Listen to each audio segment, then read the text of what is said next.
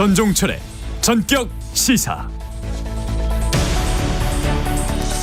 안녕하세요. 전종철의 전격 시사 진행을 맡은 전종철 기자입니다. 민주당을 탈당한 이낙연 전 대표와 비명계 의원들이 가칭 개혁미래당을 공동 창당하기로 했습니다. 제3지대 빅텐트 주도권 다툼이 본격화될 것으로 보입니다. 피습당한 국민의힘 배현진 의원이 이틀 만에 퇴원하면서 너무나 큰 충격, 치명적 위협이었다며 공포감을 호소했습니다. 북한이 서해로 순항 미사일을 발사한 지 나흘 만에 이번엔 동해에서 순항 미사일을 쐈습니다. 잠수함 발사 미사일을 시험 발사했다는 분석이 나옵니다. 오늘 방송에선 제3지대 합당과 배현진 의원 피습 속보 등 정치권 현안을 자세히 짚어봅니다. 1월 29일 월요일 전종철의 전격 시사 출발합니다.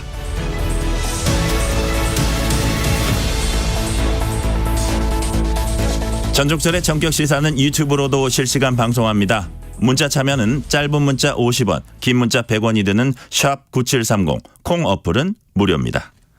KBS 1라디오 채널에는 정치, 경제, 사회, 문화 등 다양한 명품 콘텐츠가 있습니다. 구독과 좋아요, 댓글 많이 부탁드립니다.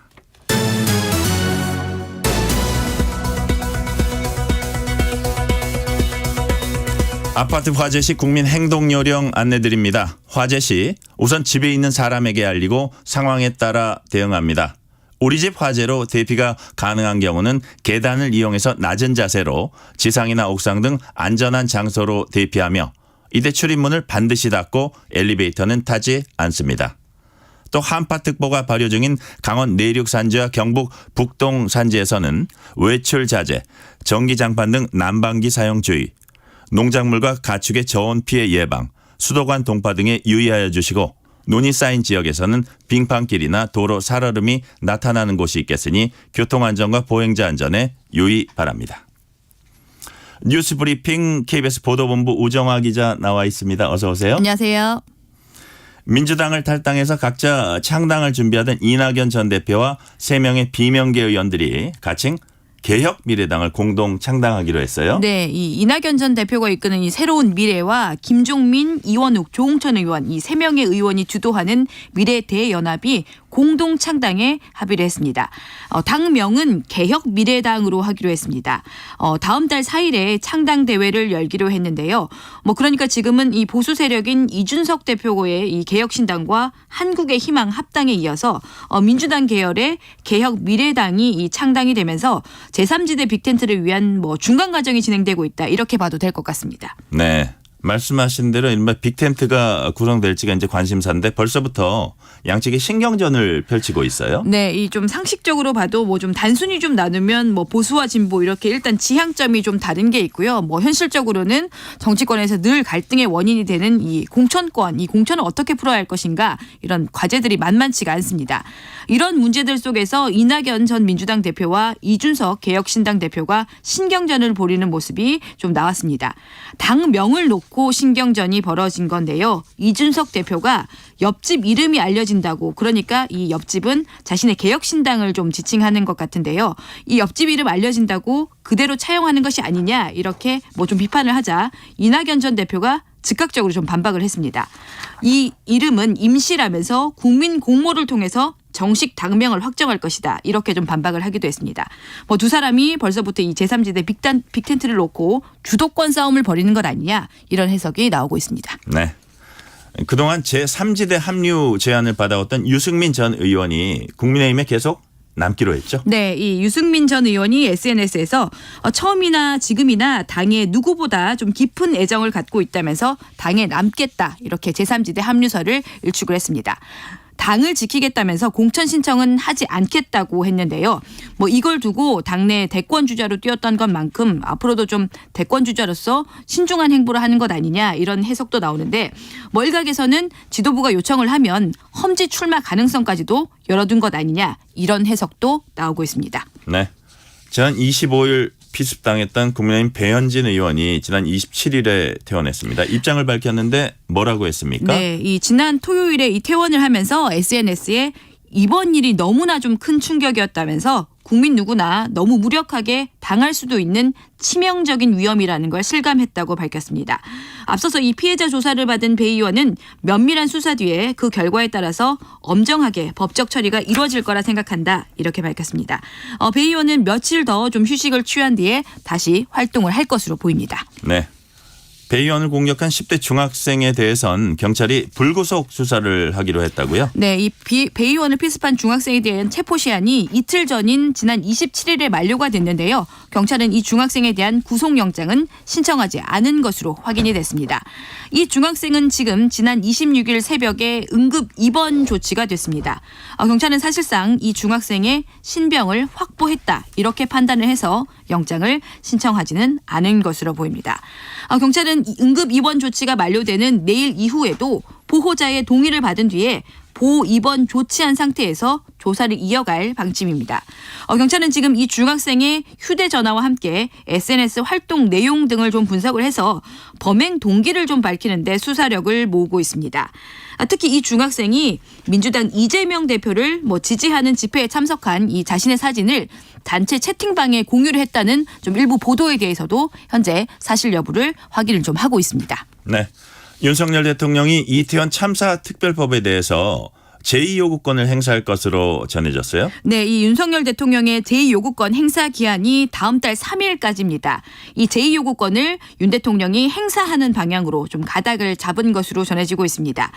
내일 열리는 국무회의에서 제2요구안이 의결이 되는 대로 이 윤 대통령이 재가를 하는 방식입니다. 대통령실 측은 여야의 합의 없이 특별법이 좀 통과가 됐고 특별조사위원회가 특히 좀 야당 편향적으로 구성될 수가 있기 때문에 거부권 행사가 불가피하다 이렇게 설명을 하고 있습니다. 아울러 유가족들을 위한 별도 지원책을 발표하는 방안을 검토하고 있다고요? 네, 이 대통령실 측이 유가족들과 국민 여론까지도 좀 감안을 해서 별도의 지원책 발표를 검토하고 있는 것으로 알려지고 있습니다. 유가족들의 아픔을 위로하기 위해서 추모 공간을 설치를 한다든가 또 배상을 받는 과정이 조금 더 신속하게 진행될 수 있도록 행정 또 사법적인 지원을 해주는 방안도 현재 좀 검토가 되고 있는 것으로 알려지고 있습니다. 네. 다음 소식입니다. 북한이 서해로 순항미사일을 발사한 지 나흘 만에 이번엔 동해에서 순항미사일을 발사했다고요? 네, 이 좀 도발이 좀 며칠 사이에 좀 계속해서 일어나고 있는데요. 말씀하신 대로 이번엔 동해로 이 나흘 만에 순항미사일을 발사를 했습니다. 조금 전에 북한 노동신문이 김정은 국무위원장이 어제 이 미사일 발사를 직접 지도를 했다 이렇게 보도를 했습니다. 이번 미사일은 일요일이었던 어제 오전 8시에 우리 군 감시 자산에 북한 함경남도 신포 인근 해상에서 순항 미사일 여러 발이 포착이 된 건데요. 이번 미사일은 동해상에서 원형 궤도로 비행을 한 것으로 확인이 됐습니다. 특히 함경남도 이 신포는 북한의 최대 잠수함 기지가 있는 곳이어서 북한이 잠수함 발사 이 순항 미사일 SLCM이라는 이 미사일의 수중 발사 시험을 했을 가능성까지도 함께 제기가 되고 있습니다. 수중 발사 시험이요? 네. 북한이 이렇게 계속 미사일을 발사한 의도 뭡니까? 네, 아무래도 이 미사일에 좀 핵탄두까지 탑재할 수 있다 이런 능력들을 좀 과시하려는 의도로 보이고 있습니다. 북한은 이게 가능하다 지금 이렇게 계속 주장을 하고 있는데요. 이번에 발사된 곳이 육지나 아니면 또 함정일 수도 있는데 북한이 순항 미사일의 사거리와 또 정밀도 같이 검증을 함께 했을 수도 있습니다. 또 이번 발사가 통상적인 이 우리 한미 연합훈련의 대응 차원이라고도 해석이 가능합니다. 미사일을 발사하기 전에 북한 관영 매체가 한미 연합훈련을 맹비난했기도 했기 때문입니다. 네, 투자 정보를 공유한다면서 대화방에 사람을 모으는 이른바 리딩방에 참여했다가 피해를 보는 사례가 여전히 속출하고 있다고요? 네, 사실 쉽게 말해서는 인터넷도 물론이고 문자로 이런 리딩방에 입장해라 이런 문자 받아본 분들 많이 계시죠. 저 역시도 좀 받아봤습니다. 그동안 사실 워낙 피해가 좀 많았기 때문에 이제는 좀 덜하지 않을까 해도 수법들이 계속 좀 교묘하게 좀 진화를 좀 하고 있습니다. 그래서 피해자들이 계속 나오고 있는데요. 이번에 좀 적발된 리딩방 수법은 곧 상장되는 공모주를 싸게 살 수 있으니까 싸게 받을 수가 있으니까 이 앱을 설치하라는 거였습니다. 그래서 피해자들이 이걸 보고 앱을 설치를 한 뒤에 수차례 좀 입금을 했는데 막상 돈을 좀 출금을 하려고 보니까 출금이 안 됐던 겁니다. 앱 자체가 가짜였던 걸로 판명이 됐습니다. 이걸로 100여 명이 100억 원이나 넘게 좀 피해를 본 걸로 경찰 조사 결과 확인이 됐습니다. 이렇게 당하지 않으려면 이들의 수법을 잘 알아야 할 겁니다. 어떻게 해서 투자자들을 유인하고 있습니까? 네, 뭐 사실 좀 거의 공식처럼 비슷한데요. 기억을 하셔도 좋겠습니다. 우선에 뭐 요즘에는 주로 좀 유명인을 앞세워서 사람들을 모읍니다. 이 유명인하고는 전혀 상관이 없는데 말입니다. 그런 뒤에 이 SNS 단체방으로 끌어들인 뒤에 고수익을 좀 봤다면서 여러 이용 후기들을 보여주는데요. 그냥 가짜라고 생각하시면 됩니다. 이거에 혹한 분위기가 되면 그때부터 좀 입금을 유도한다고 하는데 처음에는 이 수익을 주면서 투자자들을 좀 안심을 시키다가 이후에 입금이 좀 늘어나면 갑자기 돈을 좀 그때부터는 주지 않는 수법입니다. 문제는 지금 좀 이런 피해들이 돈을 좀 빨리 벌고 싶어하는 좀 젊은 20, 30대를 중심으로 신고가 좀 많은데요. 특히 좀 유의를 하셔야겠습니다. 이런 리딩방 피해 막기 위해서 어떤 보호 장치가 이제 있으면 좋을 텐데 그런 장치들이 아직은 미흡한 수준이라고요? 네, 좀 사실상 그런 장치들이 없다고 봐도 무방할 것 같습니다. 뭐 예를 들어서 피해자가 피해금을 입금한 이 문제의 계좌를 지급 정지를 해달라고 해서 은행에 지급 정지를 해달라고 하면 이 최소한 피해금이 좀 인출되는 걸 막을 수가 있겠지만 이런 투자 사기는 보이스피싱이 아니기 때문에 일시적으로 지급 정지는 될 수가 있겠지만 곧 계좌가 풀리게 된다고 합니다. 피해자들을 속이는 데 이용되는 이 가짜 앱도 역시 신고를 해도 뭐 그대로 좀 이용이 가능하다고 합니다. 이런 상황을 좀 막기 위해서 사기 유형과 관계없이 계좌의 지급 정지 또 통신 차단을 하도록 법이 발의가 됐지만 아직까지 국회에서 통과되지 못하고 있습니다. 그래서 결국은 이런 피해를 좀 막기 위해선 결국은 지금 각자가 좀 스스로 좀 조심하는 수밖에 없어서 일단 쉽게 좀 돈을 번다고 하면 의심부터 하시는 것이 맞겠습니다. 네. 전국 대부분 대형마트는 매월 둘째, 넷째 일요일에 문을 닫아왔습니다. 서울 서초구와 동대문구가 앞으로 일요일 대신 평일에 문을 닫겠다고 했는데 어제 서초구가 변경한 뒤에 처음으로 넷째 일요일에 문을 열었다고요? 예, 저도 어제 좀 마트를 가가지고 신나게 좀 한번 사고 왔습니다. 그렇군요. 예, 몇 개 안 집었는데 또 20만 원 가까이 나와가지고 화들짝 놀라면서 좀 막상 몇 개 내려놓으려고 하니까 그냥 합리화를 하면서 그냥 다 필요한 것 같아서 모두 그냥 다 사고 왔습니다. 예, 말씀하신 대로 이 서울 서초구와 동대문구가 앞서서 이제는 뭐 둘째, 넷째 일요일이 아니라 평일에 쉬겠다고 발표를 했었습니다. 어제 서초구가 먼저 넷째 일요일에 문을 열었습니다. 서초구 관내 대형마트 3곳과 기업형 슈퍼마켓 31곳이 어제 문을 열었는데요. 뭐 저희 좀 취재진이 방문을 해서 보니까 일요일에 마트를 와서 이번 주를 좀 미리 준비할 수 있으니까 쇼핑하는 분들이 좀 대체적으로 반기는 분위기였다고 합니다. 그런데 해결해야 할 문제들이 아직 남아있죠? 네, 이 서초구의 경우에는 좀 사실상 전통시장이 없지만 다른 자치구들도 동참을 좀 하려면 우선에 전통시장을 먼저 좀 설득을 해야 합니다. 그리고 나선 또 휴일 근무가 늘어나는 마트 근로자까지도 역시 설득을 해야만 합니다. 현행법에는 대형마트는 반드시 한 달에 2번 일요일에 문을 닫아야 합니다. 지금 정부가 공휴일 의무 휴업 규정을 없애는 이 법 개정에 착수를 했지만 일단 지금은 좀 법이 바뀌기 전이니까 전통시장 또 소상공인과 협의를 해야 마트가 일요일에 문을 열 수가 있는데 서울 서초구 동대문구가 이런 협의를 거친 겁니다. 동대문구는 다음 달부터 평일에 휴업을 합니다. 서울의 다른 자치구들도 지역 소상공인과 협의하고 있다는 소식이 전해지고 있어서 둘째, 넷째 일요일에 마트의 문을 여는 곳은 앞으로 좀 더 늘어날 것으로 보입니다. 지난 주말 인터넷에서 화제가 된 사진이 있습니다. 한 쇼핑몰에 사람들이 발 디딜 틈 없이 가득 차서 여기가 혹시 중국 아닌가 싶을 정도였다고 하는데요. 알고 보니까 국내 초대형 쇼핑몰에 사람들이 몰린 사진이었다고 하네요. 네, 이 지난 26일에 이 수원의 이 신세계그룹 계열사의 한 이 초대형 쇼핑몰이 문을 열면서 사람들이 정말 많이 몰렸습니다. 정말 사람들이 빼곡하게 들어차서 이 사진을 보면 사람 많은 중국처럼 보일 정도로 정말 많은 사람들이 몰렸습니다. 특히 이 쇼핑몰은 이 반려견을 동반하고 쇼핑하는 게 허용이 되는 곳이어서 아무래도 좀 사람들이 더 많았지 않았나 하는 해석도 할 수 있을 것 같은데요. 개장 이후 첫 휴일인 어제만 이 인파가 무려 14만 명이나 몰렸습니다. 사람들이 이렇게 너무 몰리다 보니까 수원시가 안전 문자까지 발송했다고 합니다. 오늘은 여기까지 듣겠습니다. 우정화 기자 수고했습니다.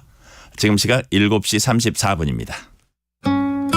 출근길 날씨 정보입니다. 오늘도 크게 춥지 않겠습니다. 현재 서울이 영하 4.7도, 대전 영하 5.7도, 대구는 영하 5.1도 등으로 예년 이맘때 기온을 보이고 있습니다. 다만 아직 한파특보가 남아있는 강원 내륙과 산지, 경북 북동 산지는 영하 10도 안팎까지 떨어진 곳이 많습니다. 한낮에는 서울 4도, 광주 6도, 부산 9도 등으로 어제와 비슷하겠습니다. 내일은 오늘보다 기온이 더 오를 전망입니다. 오늘 전국이 대체로 맑겠지만 수도권과 강원 영서, 충청도는 초미세먼지 농도가 나쁨으로 오르겠고요. 지금 동해안과 경남 동부 지역에는 건조주의보가 발효 중이어서 불조심하셔야겠습니다. 또 동해안과 경남 해안에는 오늘까지 높은 너울이 유입되겠습니다. 현재 서울의 기온은 영하 4.7도입니다. 날씨 정보 송소진입니다. 이어서 이 시각 교통 상황을 KBS 교통정보센터 유아영 씨가 전해드립니다. 네, 월요일 출근길 정체도 빠르게 늘었고요. 돌발 구간도 많습니다. 서울 시내에서는 내부순환도로 성산 방향 서대문 구청 부근 3차로에서 사고 났습니다. 정릉터널부터 막히고요. 올림픽대로 하남 방향 행주대교에서 한강대교까지 막히고 더 가서 성수대교 부근 2차로에서 사고 났습니다. 고속도로는 경부고속도로 서울 방향 수도권 정체가 빠르게 늘었는데요. 수원에서 서울요금소까지 막히고요. 더 가서 판교에서 반포까지 정체입니다. KBS 교통정보센터였습니다.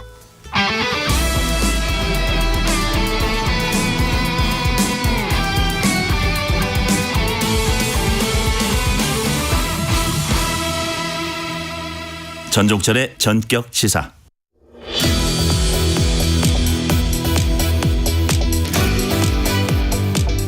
(4월) 총선이 70여일 앞으로 다가왔지만 정치권은 비례대표 선출 방식을 아직 정하지 못하고 있습니다. 민주당이 병립형과 연동형 사이를 오가면서 아직 결정을 내리지 못했기 때문입니다. 이에 민주당 김두관 의원이 작심 비판을 하고 나섰습니다. 김두관 의원 전화 연결해서 선거제를 포함한 정치권 현안 함께 살펴보겠습니다. 의원님 안녕하세요. 예, 반갑습니다. 김두관 의원입니다. 네, 우선 의원님 오늘 출마 선언하신다고 이제 얘기 들었는데 어디서 합니까? 저는 경남 양산 의리 지역구라서 양산시청에서 출마 기자회견합니다. 그렇군요. 양산시청에서요. 예. 경남 도당위원장으로서 이번 총선에서 경남 예. 16석 가운데 9석 차지하겠다 이런 목표를 잡으셨어요. 현재 민주당 의석이 아마 제가 3석으로 알고 있는데. 예, 김해, 가볼, 양산을 해서 3석이고요. 그렇죠. 3석을 수성을 하고 또 경남 창원, 성산, 진해, 거제 등 우세를 보이는 지역이 많이 있고 그 밖에도 이제 시장군수 출신들이 경쟁력이 있어가지고요. 이번에 여튼 3석 플러스 6석에서 가반을 조금 넘겠다는 그런 목표를 잡고 열심히 잘 준비하고 있습니다. 아, 그런 뜻이군요. 의원님께서는 실제 가능하다고 이렇게 보시는 거네요. 예, 여러 가지 여론조사라는 지표에서도 상당히 괜찮게 나오고 있고요. 특히 시장군수직을 수행하면서 시민들, 국민들의 또 신뢰와 지지를 획득하는 후보들이 꽤 많이 있습니다. 그래서 저는 어쨌든 가반 이상을 목표로 하고 있습니다. 네. 당면한 정치 현안으로 좀 들어가 보겠습니다. 예. 선거제 개편 당론 채택이 계속 미뤄지면서 의원님을 비롯한 민주당 의원 80여 명이 병립형 회기 반대 성명을 냈습니다. 특히 의원님께서는 이재명 대표 침묵에 대해서 침묵은 리더십이 아니다. 혼자 다 먹겠다고 욕심부리면 다 죽는다라고 말했습니다. 무슨 뜻입니까? 지금 연동형 비례제는 유권자 의사를 제대로 반영해서 표의 등가성을 높이고 사표를 줄이자는 그런 취지거든요. 네. 이제 병립형으로 되돌아가면 이런 취지는 다 뭉개지고 결국 거대 양당인 우리 더불어민주당과 국민의힘이 거의 다 나눠뭉개야 됩니다. 근데 민주당이 병립형으로 야권의 비례 의석을 독점을 하면 우리 민주당 의석 매석이 늘어나겠지만 민주진보 개혁 진영의 전체 의석은 저는 굉장히 손해를 볼 수밖에 없다고 생각을 하고요. 특히 이제 선거제가 대행으로 명분도 잃고 이로 인해서 윤석열 정권의 정권에 대항을 하는 야권의 연합 전선도 좀 무너지게 될 것이다 이런 생각을 제가 갖고 있고요. 여기에는 이제 당 대표의 비례대표 공천권이라는 요소도 부인할 수 없을 것이라고 봐집니다. 저는 몇 자리 욕심내다가 개도 그룹도 다 이럴 수 있다. 소탐대실이다. 우리 민주당은 이제 연대하고 연합할 때 승리했기 때문에 저는 연동형 비례제 현행 선거법을 지켜내는 것이 매우 중요하다 이렇게 보는 입장이고 당내 반반 정도 갈려서 이제 마지막 결론을 내야 할 그런 시점입니다. 당장의 의석수에만 너무 그 계산에만 몰두하다가 더 큰 손해를 볼 수 있다 이런 말씀으로 이해가 되네요. 예, 그렇습니다. 이 와중에 이명백 공관위원장은 30%를 소수 정당 몫으로 배분하는 권역별 비례제를 대안으로 제시했습니다. 이 안은 어떻게 생각하세요? 연동형 비례제는 이제 대통령 직선제 버금가는 민주주의 제도의 진전이라고 저는 그렇게 생각하고 있고요.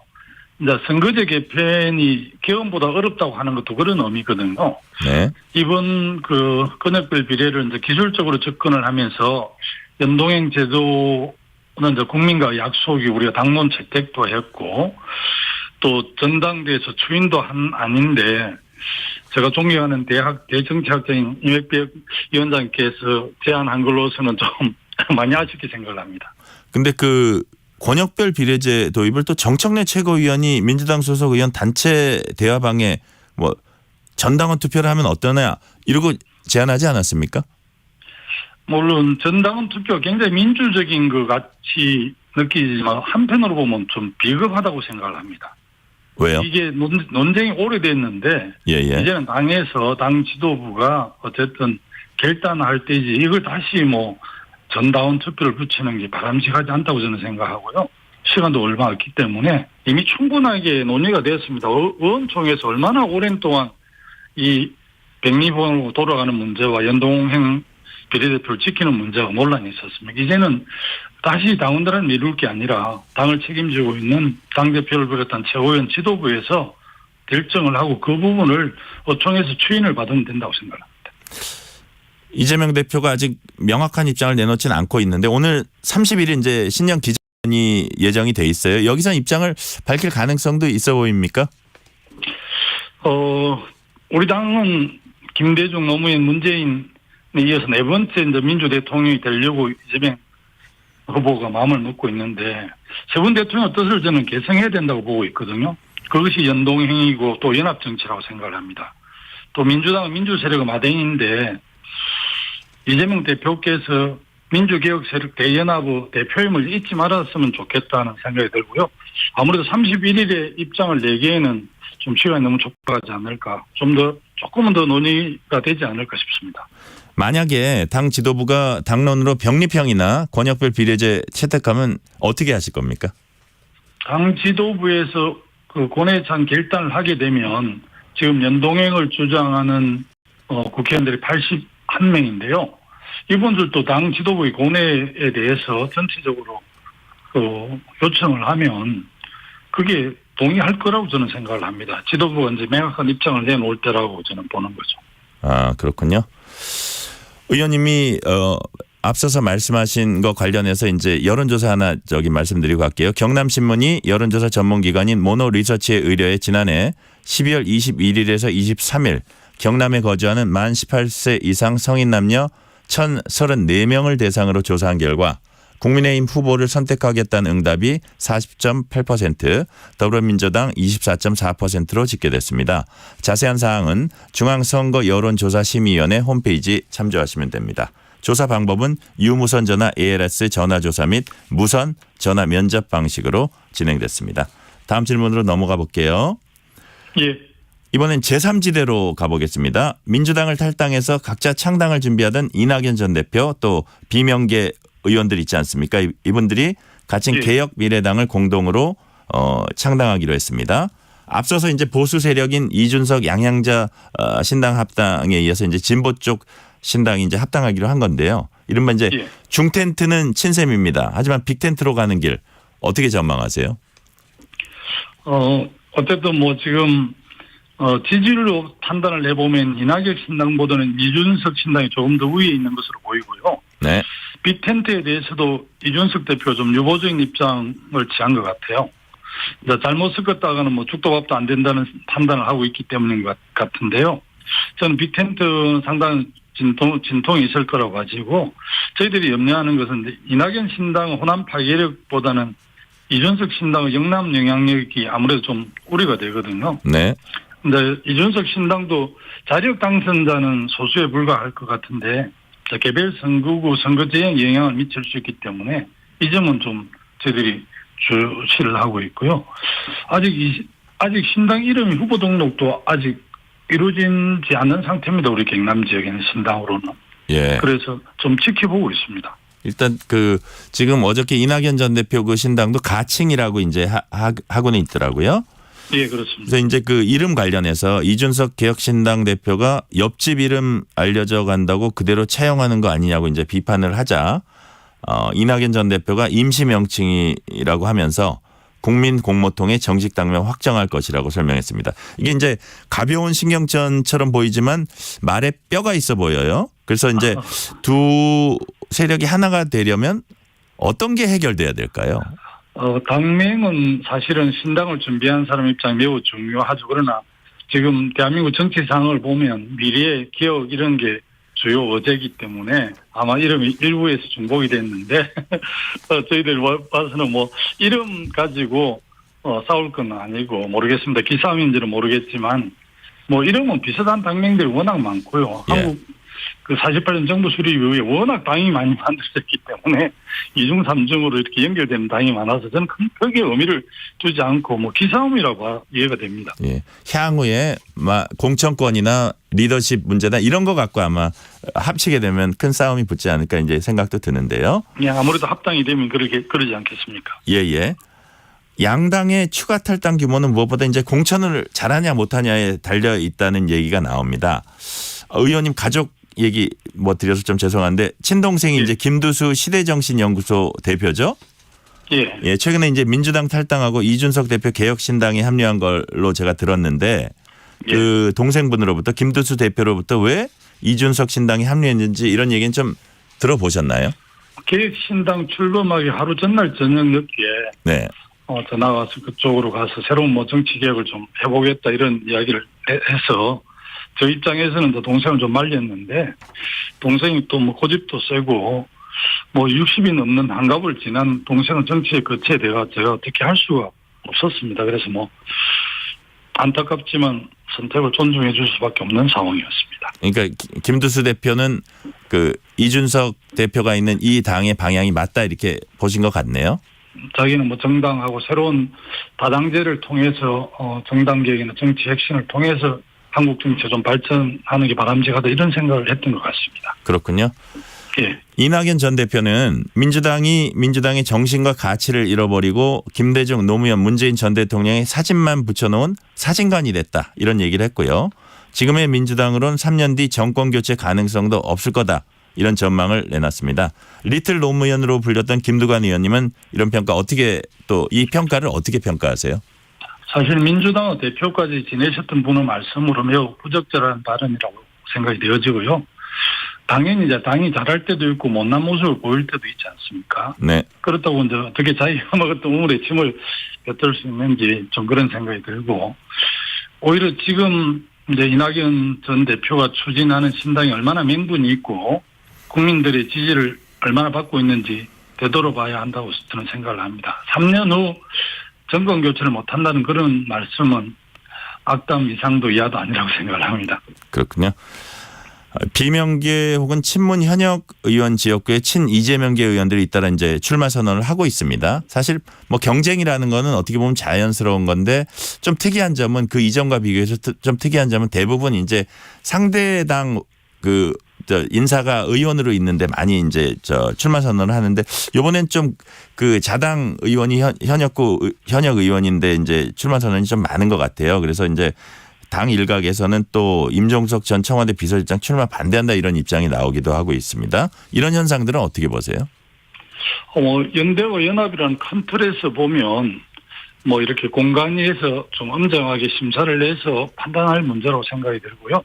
특히 이제 우리 당 현역이 있는데 또 우리 당 비례대표가 가서 이렇게 경쟁을 하는 것은 워낙 우리 당이 현재 지역구를 많이 찾아가고 있기 때문에 불가피한 현상인데 다만 나는 이런 정치를 하기 위해서 출마한다 이렇게 하는 게 훨씬 더 좀 명분이 있을 것 같은데 누구를 지키겠다 또는 그 사람 현재 현역 국회의원 그런 점을 공격하면서 출마하는 이런 모습들은 우리 국민들이 좀 좋게 보지 않을 것 같아서 염려가 됩니다. 예컨대 왜 이재명 대표 체포동의안 가결표를 던졌냐 뭐 이런 식의 아주 직격이 좀 있더라고요. 그런 부분은 어떻게 보세요? 무기명 비밀투표니까 그렇게 그 예단을 하고 단정을 하고 하는 것도 옳지는 않은 것 같아요. 네. 그 무기명 비밀투표인데 그 분이 뭐 체포동의안에 가결을 했는지 부결을 했는지 사실은 알 수가 없는 건데 가결이 동의했다는 전제를 하고 그 응징하기 위해서 출마를 그쪽으로 한다는 게 제가 볼 때는 크게 당원들한테는 어떻게 비칠지 몰라도 일반 유권자들한테는 그렇게 네. 좋은 모습으로 비치지 않을 것 같습니다. 저는 임차인입니다라는 이제 국회 연설 통해서 유명세를 탄 윤희숙 전 의원이 있습니다. 국민의힘 윤희숙 전 의원이 이번 총선 서울 중구 성동갑 출마를 선언했습니다. 이곳은 민주당에선 이제 임종석 전 청와대 비서실장이 출마 선언한 곳이고요. 윤 전 의원은 586 구태 정치인이나 당대표 방탄 2차전을 보잘 돌격병 후보들은 다 가라 뭐 이런 취지로 말했습니다. 어떻게 보세요? 586에 대해서 많이 비판하는 것은 586은 뭐 기득권을 겨냥해서 그런 것 같은데 또 한국 민주화에 대해서 엄청난 기여를 한기 때문에 전체 통으로 이렇게 묶어서 586을 공개하는 것은 바람직하지 않는 것 같고요. 윤희석 전 의원이 이제 서초에서 국회의원을 하셨는데 서초에 출마하지 않고 중구 성동 어딘가요? 그쪽으로 가는 게 바른 건지는 저는 잘 판단이 않습니다. 네. 그런 것 같지 않습니다. 그리고 아직도 부친의 부동산 투기 문제가 명확하게 정리된 것 같지 않습니다. 제가 볼 때는. 그래서 명분이 과연 있는지 본인도 흠이 꽤 많은데 다른 후보를 공개하는 게 바람직한지 모르겠네요. 방금 말씀하신 데는 이제 중구 성동갑이었습니다. 예. 예. 그런데 윤 대통령과 한 위원장의 갈등을 거치면서 한동훈 위원장이 수평적 당정 관계에 일정 부분 성과를 냈다. 이런 평가도 나오고 있습니다. 한국갤럽이 지난 23일부터 25일까지 전국 만 18세 이상 1,001명을 대상으로 무선전화 가상번호 면접 방식으로 조사한 결과 한인희 위원장 역할 수행에 대한 긍정평가 52%로 나타났고요. 대통령이 31%, 그다음에 이재명 대표 35%에 이제 그친 것으로 이제 나타나고 있습니다. 그래서 한 위원장이 유독 좀 높게 나타났는데 민주당 입장에서 좀 부담이 됩니까? 이런 역할이나 수행이? 네, 민주당 일각에서 이제 갤럽 조사에서 보수층이 표집돼 있다는 얘기도 있지만 저는 뭐 제약을 감안해서 판단하는 게 맞다고 보고요. 또 한동훈 위원장이 무당층에 대한 호소력이 크다는 점을 우리 당에서 좀 진지하게 받아들여야 한다고 생각을 합니다. 여권에 그런 게 저쪽 당 내부에서 한동훈 호가 크다고 알고 인정을 하고 있지 않습니까? 네. 이번에 이제 윤 대통령 그 충돌 사태도 허리는 한동훈 위원장이 그 수전시장에 굽혔지만 결국 대통령의 사항을 무마해 준 것이라고 저는 그렇게 이해를 합니다. 우리 당 지도부에서도 이 사항을 굉장히 예의주시해서 전략적 판단을 할 것으로 그렇게 봐집니다. 네, 자세한 내용은 중앙선거 여론조사 심의위원회 홈페이지에서 참조하시면 됩니다. 이른바 대장동 일당으로 불린 남욱 변호사 진술이 이재명 대표에게 불리한 방향으로 바뀐 것을 두고 민주당과 검찰이 정면 충돌하고 있습니다. 이 총선에 영향이 있을까요? 예, 유동규 진술에 따르면 검찰의 요구대로 진술하면 남욱 구속을 안 시겠다 이렇게 했다는 거 아닙니까? 네. 네, 이거야말로 검찰의 해유와 협박을 증명하는 발언인데요. 사실은 객관적 물증이 없이 남욱하고 유동규 진술로 이 대표 구속영장까지 발부했기 때문에 검찰의 그간의 편향된 수사 행태에 대해서 국민들이 이번에 판단할 거고 방금 말씀드렸듯이 이번 총선에 상당히 영향을 미칠 것으로 저는 그렇게 전망합니다. 네. 마지막으로 하나 여쭤볼게요. 국토위 소속이시니까 부동산 관련 이슈 여쭤보겠습니다. 예. 정부 여당이 분양가 상한제 적용 주택의 실거주 의무 폐지를 주장하는 가운데 민주당은 3년 유예 방안을 검토 중인 것으로 전해지고 있습니다. 어떻게 할지 가닥이 좀 잡혔습니까? 우리 민주당에서는 투기 수요를 자극할 수 있다는 우려 때문에 주택법 개정을 반대를 해왔는데요. 최근에 이제 이런 논란들 또 행정부에서 국토부에 그런 안을 냈기 때문에 우리 내부에서도 상당한 토론이 있었고요. 지난 목요일에 국토위원들하고 홍익표 원내대표 간담회에서 여러 가지 논의들을 했습니다. 심도인 토론이 있었는데 아직까지는 3년 유예를 확정하지는 않았고요. 국도 소유가 서울 이후에 이제 진행될 계획인데 그때 확정할 거라고 생각을 합니다. 그렇군요. 입장이 정리되면 2월 중에 아마 처리가 되지 않을까 싶습니다. 잘 알겠습니다. 오늘은 여기까지 듣겠습니다. 김두관 민주당 의원이었습니다. 감사합니다. 예, 고맙습니다. 전종철의 전격시사 1부 순서 여기서 마치고 2부가 이어집니다.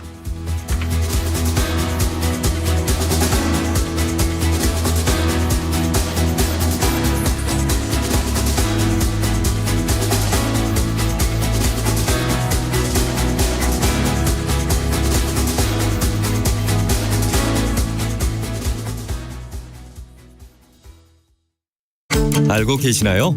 겨울철에 심해지는 미세먼지 피해를 줄이기 위해 계절관리제 차량 운행 제한 제도가 시행됩니다. 매년 12월부터 이듬해 3월까지 수도권과 부산, 대구, 광주, 대전, 울산, 세종에 진입하여 운행하는 배출가스 5등급 차량의 운행이 제한되며 저공해 조치 차량은 자유롭게 운행할 수 있습니다. 저공해 조치 신청은 자동차 배출가스 전산 시스템 또는 지자체 환경부서에서 가능합니다. 미세먼지 없는 깨끗한 하늘 만들기. 이 캠페인은 환경부와 한국환경공단이 함께합니다.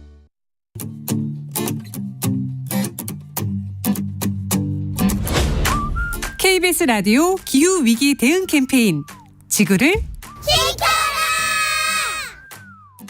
네, 안녕하세요. 저는 소비자 기후행동 충북에서 활동하고 있는 최종래입니다. 아이가 아토피였어요. 그래서 우선은 먹을거리에 관심이 가지다가 먹을거리가 환경과 뗄래야 뗄 수 없는 관계 있잖아요. 그러다 보니 자연스럽게 환경 문제에 관심을 가지게 되었고, 환경 문제 중에서 이제 특별히 플라스틱에 관심을 가지게 된 건 기후 위기와 플라스틱이 너무나 밀접한 관계가 있기 때문에 또 특별히 더 관심을 가지게 되었습니다. 그동안 저도 플라스틱 줄인다고 텀블러 가져다니고 손수건 갖고 다니고 용기 가져다니고 갖고 다니고 이거 굉장히 중요해요. 중요한데 훨씬 더 많이 관심 가질 거는 제도, 정책 이런 것들에 훨씬 더 많은 관심을 가져주시면 어떨까. 이것도 굉장히 중요한데 거기서만 그치지 말고 제도가 어떻게 만들어지는지, 국제사회는 어떻게 움직이고 있는지, 우리 기업들은 어떻게 하고 있는지, 혹은 저는 이거 하면서 플라스틱을 통해서 가장 이익을 보는 사람들은 누구지라는 생각도 하게 됐거든요. 피해를 보는 사람은 확실히 있어요. 근데 플라스틱을 가지고 이익을 보는 사람들이 분명히 있을 거란 말이에요. 그러니까 이익을 보는 사람들에게 이 책임을 지게 해야 되지 않을까? 그런 생각 정말 많이 했습니다. 텀블러 가지고 다니시는데요. 텀블러 여러 개 사지 마시고 하나를 오래오래 쓰셨으면 좋겠습니다. 혹시 플라스틱 제품을 사셨다 하면 그 제품을 오랫동안 쓰시는 것도 하나의 중요한 방법이지 않을까 싶습니다. 뜨거워지고 있는 지구. 지금 우리의 문제입니다. KBS 라디오 기후위기 대응 캠페인 지구를 시켜라 였습니다.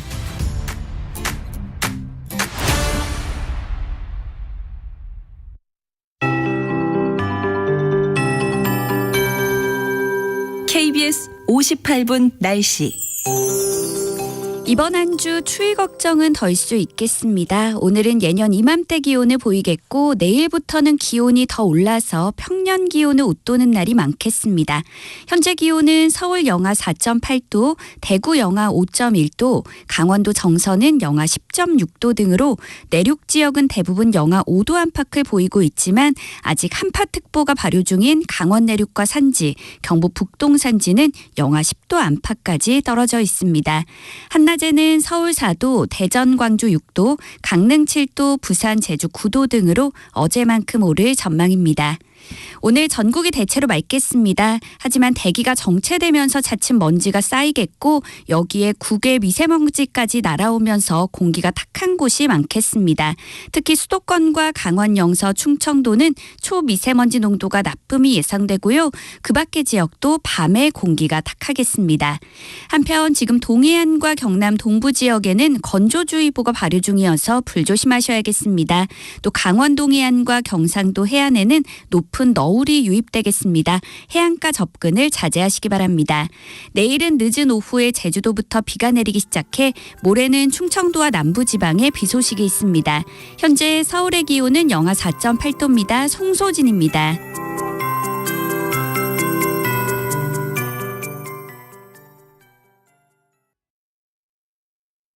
정성을 다하는 국민의 방송 KBS가 8시를 알려드립니다.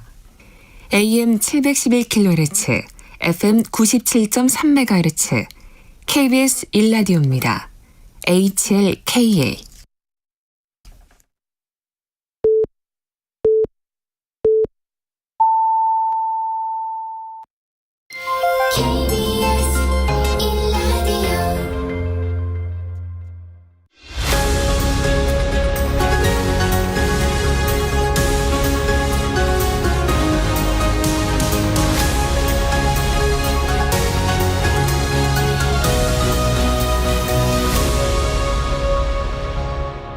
전종철의 전격 시사.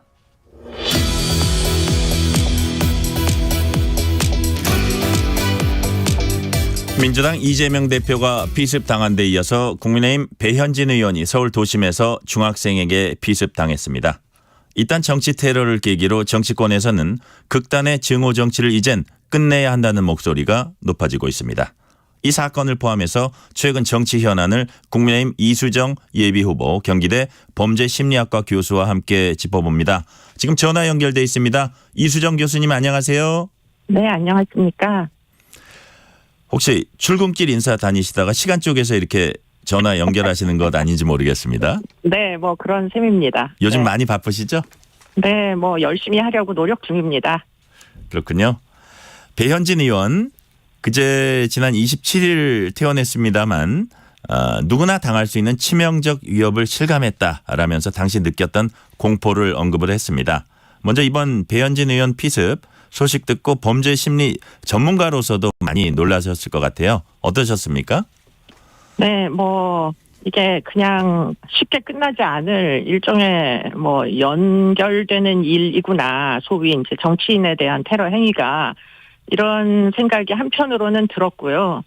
그러나 이제 그럼에도 불구하고 피해자가 15살이다라는 게 뭐 일단은 좀 납득이 안 됐었습니다. 일반적으로 정치 테러를 저지르는 확신범들은 성인이 많은데요. 네. 그런데 지금 이 중학생, 합격해야 되는 중학생이 이게 지금 뭐 어찌하여 배현진 의원의 사적인 이제 어떤 행로를 알게 되었는지 네. 지금 그분이 가는 미용실은 사실 공공에 공개된 장소는 아니잖아요. 그렇죠. 그러다 보니까 이제 그 미용실에서 뭐 며칠 전에도 지금 CCTV에 배회하고 있는 게 잡혔었다. 이런 보도도 오늘은 나오던데 그러면 도대체 이 이야기가 어떻게 그러니까 어떻게 접수를 하게 됐는지 이 친구가 이런 정보를 그리고는 이런 얘기가 혹시 온라인 커뮤니티나 게시판에서 공유되고 있는 건 아닌지 그래서 지금 배현진 의원이 일종의 뭐 비난의 대상으로 그 커뮤니티나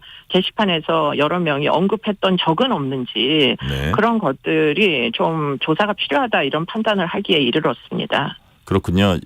지금 교수님 말씀하시는 거하고 좀 연결되는 얘기인데 네. 피의자는 우발적으로 범행 저질렀다 이렇게 주장하고 있어요. 이 주장에 대해서도 조금 더 꼼꼼히 따져봐야 된다 그런 말씀이신 것 같습니다.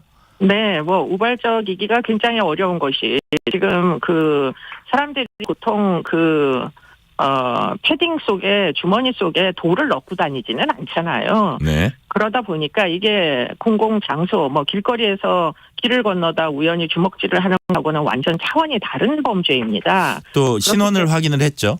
그렇죠. 누구냐고. 그러니까 돌을 미리 준비를 하여 지금 사적인 공간으로 들어서자마자 누구인지 물어보고 나서 신원 확인 후 일어난 폭력이다 보니까 이건 절대로 우발적일 수가 없는 경위인 것이죠.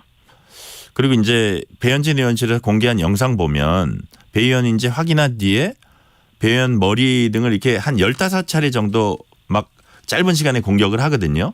그렇습니다. 도대체 이건 어떤 심리입니까? 왜 이러는 건지 이해가 안 되더라고요. 근데 이제 해코지를 하겠다는 아주 분명한 의지 그리고는 그게 치명적인 해코지를 하겠다는 의지가 분명해 보이고요. 네. 그 행동에는 그리고 더 주목해야 될 부분은 이 사람이 도주를 안 합니다.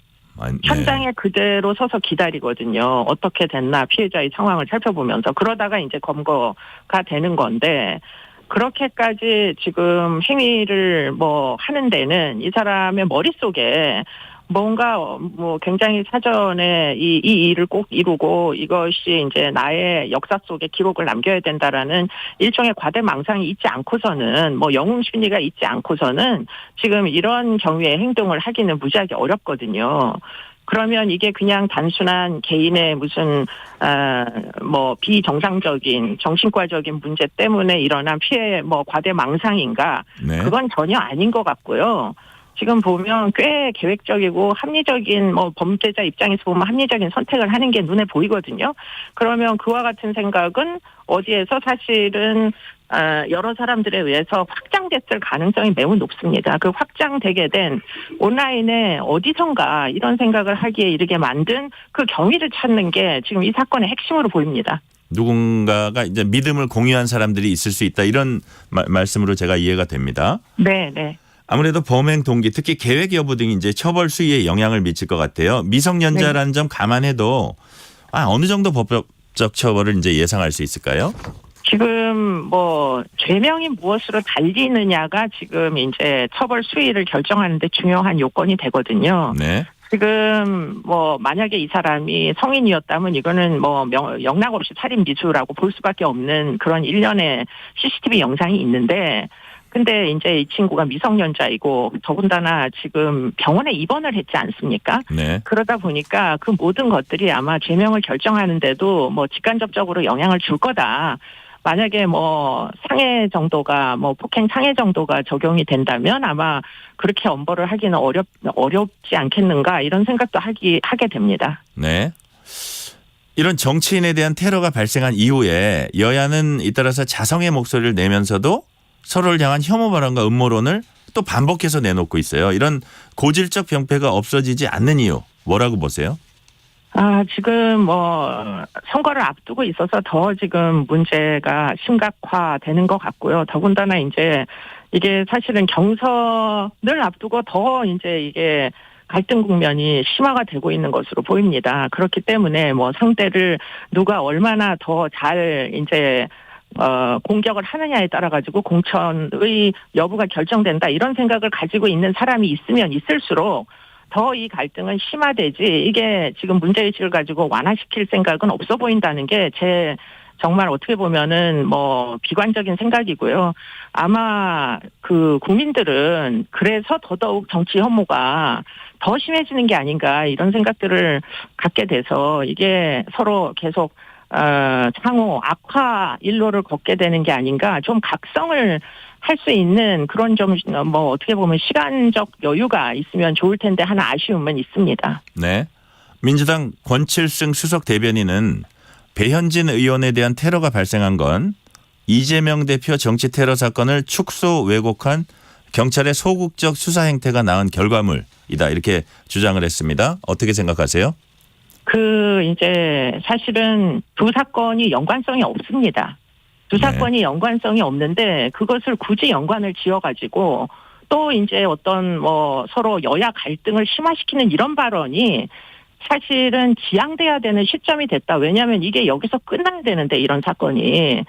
이게 계속될 수 있는 여지가 존재하거든요. 왜냐하면 온라인에서 계속 그런 혐오적인 이제 서로 간의 갈등 구조들이 존재하기 때문에 객관적으로. 그렇기 때문에 정치인들이 뭐 어떻게 보면 대중 앞에서 말씀을 하실 때 좀 이렇게 적대적인 어떤 맥락은 좀 지양하시고 만약에 지금 배현진 의원의 사건이잖아요. 그러면 위로를 주시는 게 맞겠죠. 그런데 그거를 뭐 그 앞선 사건과 연관을 지어가지고 다시 또 이제 그 공격성 발언을 내놓으시는 게 이게 과연 배현진 의원의 안위에 이게 도움이 되겠는가 하는 생각을 그냥 그 발언을 들으면서 저는 안타깝다는 생각을 했습니다. 네. 이재명 대표 피습 또 배현진 의원 피습 사례 보니까 총선 국면에서 모반 범죄가 반복되면 어떻게 하는 걱정이 들더라고요. 어떻게 보세요? 그럴 가능성이 좀 있어 보이고요. 그렇기 때문에 예의주시하면서 온라인 활동 사이버 수사를 요번만큼 은 진짜 열심히 해야 된다, 경찰이. 신변 보호도 중요하지만 오프라인에서 신변 보호는 사실 경찰이 다 해줄 수 없지 않습니까? 지금 후보가 수백 명인데. 예. 그렇기 때문에 그것보다는 온라인에서 혐오주의라는 게 얼만큼 만연되어서 서로 간의 갈등 구조에서 뭐 커뮤니티나 SNS를 중심으로 해서 예컨대 구체적인 목표물이 떠오르는지 하는 것들을 사실은 경찰이 수사를 안 하면 누가 하겠습니까? 그래서 사이버 수사를 좀 더 심화를 해야 된다, 좀 더 강화해야 된다 이런 생각을 하게 됩니다. 현실적으로 이제 그 많은 후보자들 이제 경호해 주는 건 물리적으로 불가능에 가까우니까 우리가 할 수 있는 게 선제적인 사이버 수사다. 이런 말씀으로 제가 이해를 할게요. 그렇습니다. 네. 지금부터는 이제 테러 이외에 정치 현안에 대해서 몇 가지 여쭤볼게요. 윤석열 대통령과 한동훈 비상대책위원장의 갈등이 일단 봉합 국면에 들어갔지만 그 불씨는 뭐 완전히 없어진 건 아니다. 남아있다 이런 지적들이 나옵니다. 무엇보다 이제 김건희 여사 문제 어떻게 정리할지가 관건이다 이런 얘기들을 하는데 이 문제는 어떻게 정리돼야 한다고 보세요? 그 문제가 해결되지 아니했습니다. 그렇기 때문에 뭐 계속 어떻게 보면 앞으로 어떻게 대응을 하느냐에 따라서 또 수면 위에 떠올랐다가 또 좀 가라앉았다가 이제 사람들의 관심이 어디로 흐르냐에 따라서 계속 이 문제는 해결되지 않은 채 지금 총선까지 가지 않을까 이런 염려가 있습니다. 그런데 기본적으로는 사실은 지금 아직 해명을 듣지는 못한 상태잖아요. 네. 그렇기 때문에 국민들이 좀 기다려 주시기를 요청을 드립니다. 저도 유감은 뭐 이전에 표명을 이미 했고 공적으로 그리고는 지금도 유감을 갖고 있습니다. 이 부분에 대하여. 그러나 아직 해명을 들은 상태는 아니기 때문에 아마 틀림없이 설 전후에 대통령실에서 해명이 나올 것으로 추정이 됩니다. 물론 뭐 본인이 이제 사과 발언을 하실 수도 있지만 또 대통령께서 뭐 여러 가지 경위에 대한 설명과 함께 유감 표명을 하실 수도 있는 것이고 그렇기 때문에 일단 한번 기다려 보시자 하는 이야기를 드리고요. 그러나 그럼에도 불구하고 원칙적으로 보면 이게 사실은 일어나서는 안 될 일이었고요. 그리고는 또 한편으로 지금 나오는 이 문제가 수면 위에 떠올라서 나오는 내용을 보니까 이게 사실은 덫을 놨다 이렇게 누가 표현을 하셨더라고요. 네. 그래서 정말 유례 없이 도대체 과거에 어느 정부에서 이렇게 뭐 여사님을 이렇게 이제 덫을 놔가지고 함정에 빠뜨린 적이 있는지 그리고는 그게 영상으로 이제 유포된 적이 있는지 좀 유례 없는 사안이다 보니까 그 이제 덫을 놓은 사람은 덫을 놓은 사람대로 사실 책임을 물을 수밖에 없는 거 아니겠습니까? 그렇기 때문에 제가 알기로는 고발을 한 걸로 알고 있어서 좀 수사도 기다려보고 어떻게 진행되는지 조금 인내심을 가지고 기다려보시다 이런 말씀을 드리고 싶습니다. 네. 민주당은 이번 1년의 당정 갈등 과정에서 당무 및 선거 개입을 지적하면서 윤 대통령과 대통령실 관계자들을 고발하겠다 이렇게 밝혔습니다. 여기에 대해서 어떻게 생각하세요? 그 당무 개입이라고 하는 증거가 혹시 있는지를 제가 잘 모르겠어요. 비서실장님이 뭐 지금 비대위원장님을 만나셨다라는 사실 말고 지금 그 두 분이 무슨 얘기를 나누었는지 당무 개입에 대한 이야기를 나누었는지에 대한 정보가 지금 공개가 됐는지 그걸 제가 지금 뭐 찾지를 못해가지고 그러면 증거가 있어야 고발할 수 있는 거 아닌가요? 그냥 의혹만 가지고 고발을 할 수는 없는 것으로 아는데 그렇기 때문에 아마 그 건도 좀 더 두고 봐야 실제로 진짜 고발에 이르는지 이르지 않는지 확인이 좀 필요하다 이런 생각이 듭니다. 네. 국민의힘 윤희숙 전 의원이 이번 총선 서울 중구 성동갑 출마를 선언했습니다. 앞서서 민주당에서 임종석 전 청와대 비서실장이 이제 출마 선언을 한 곳이고요. 윤 전 의원은 586 구태 정치인 뭐 청산하겠다 이런 취지로 나왔어요.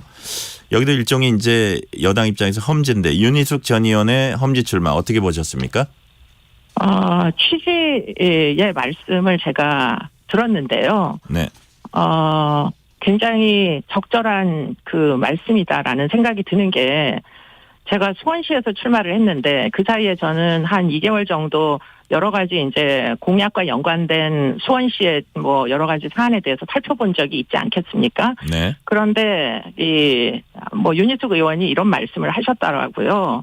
운동권 세력에 의해서 반시장적, 반기업적, 그래서 결국은 도탄에 빠졌다. 이런 이제 코멘트였는데 그 전형적 사례가 수원시의 재정이구나. 이런 생각이 들어서 저는 윤희숙 의원님의 그 취지 발언, 이제 출마의 변에 대해서 상당히 동감을 했고요. 이게 정말 경제가 무너지면 정말 도탄에 빠질 수밖에 없다. 그런 생각들에 공감하기 때문에 그게 뭐 586 운동권을 비난을 하든 말든 어쨌든 반기업적, 반시장적 이런 상황은 어떻게 해서든 경제 활성화를 위해서는 꼭 극복해야 되는 사안이다. 이런데 전적으로 동의합니다. 이제 골목 구석구석 돌아다녀 보셨을 텐데 네. 유권자들이 가장 원하는 거 역시 경제다, 민생이다 이런 말씀이신가요? 그렇습니다. 이제 먹고 살아야 되는데 저희가 지금 너무 재정이 나빠서 재정 건전도가 50이 안 되다 보니까 네. 그 시민들을 위한 소셜 서비스가 지금 중단되기 시작했어요. 축소되고. 그렇기 때문에 사실은 살기가 어렵다고 더더욱 많이 느끼실 겁니다. 그래서 이런 문제를 틀림없이 지금 개선해야 한다. 이번 총선에서는 개선할 수 있는 사람을 뽑는 게 답이다. 이런 생각을 하게 됐습니다. 네. 민주당에선 친명과 비명 간 공천 갈등이 이어지고 있습니다. 민주당 비명계 현역 의원이 있는 지역구에 친 이재명계 인사가 공천 경쟁에 뛰어들면서 이재명 마케팅 또는 친 이재명계 비명계 갈라치기 아니냐 이런 비판도 나오고 있습니다. 어떻게 보세요? 그게 불행히도 제 지역구 이야기라서 좀 안타깝다 이런 생각이 들고요. 저희 지역구에 저는 이제 다 잘 정리되어서 혼자 남았는데 상대편은 지금 두 분이서 경쟁을 아주 치열하게 지금 말씀하신 그 내용으로 경쟁을 하시고 계십니다. 그렇습니까?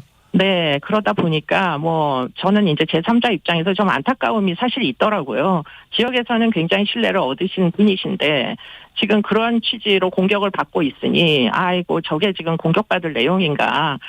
어떤 다른 합리적 이유 같으면은 지금 충분히 공격받아 마땅한데 그게 아니고 예산을 많이 따오지 못한 점, 공약에 실패한 점, 무슨 공약을 이루지 못한 점 이런 것들을 지목하면서 비난하는 게 아니고 순전히 그런 어떤 어떻게 보면은 인맥이잖아요. 그걸로다가 비난하는 건 사실 좀 비겁한 느낌을 받게 됩니다. 지금 이제 말씀하신 거하고 좀 연결되는 건데 민주당 정체성에 맞느냐?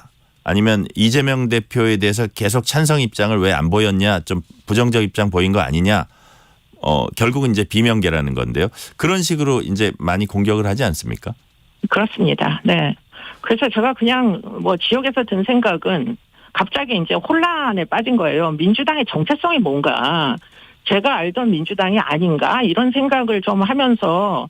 지금 그런 공격의 대상이 되시는 현역 의원분은 굉장히 억울하시겠다 이런 생각도 좀 들고 그래서 이게 지금 정치가 선진화가 돼야 되는데 점점 후진화가 되고 있는 건 아닌지 이런 생각이 좀 들었습니다.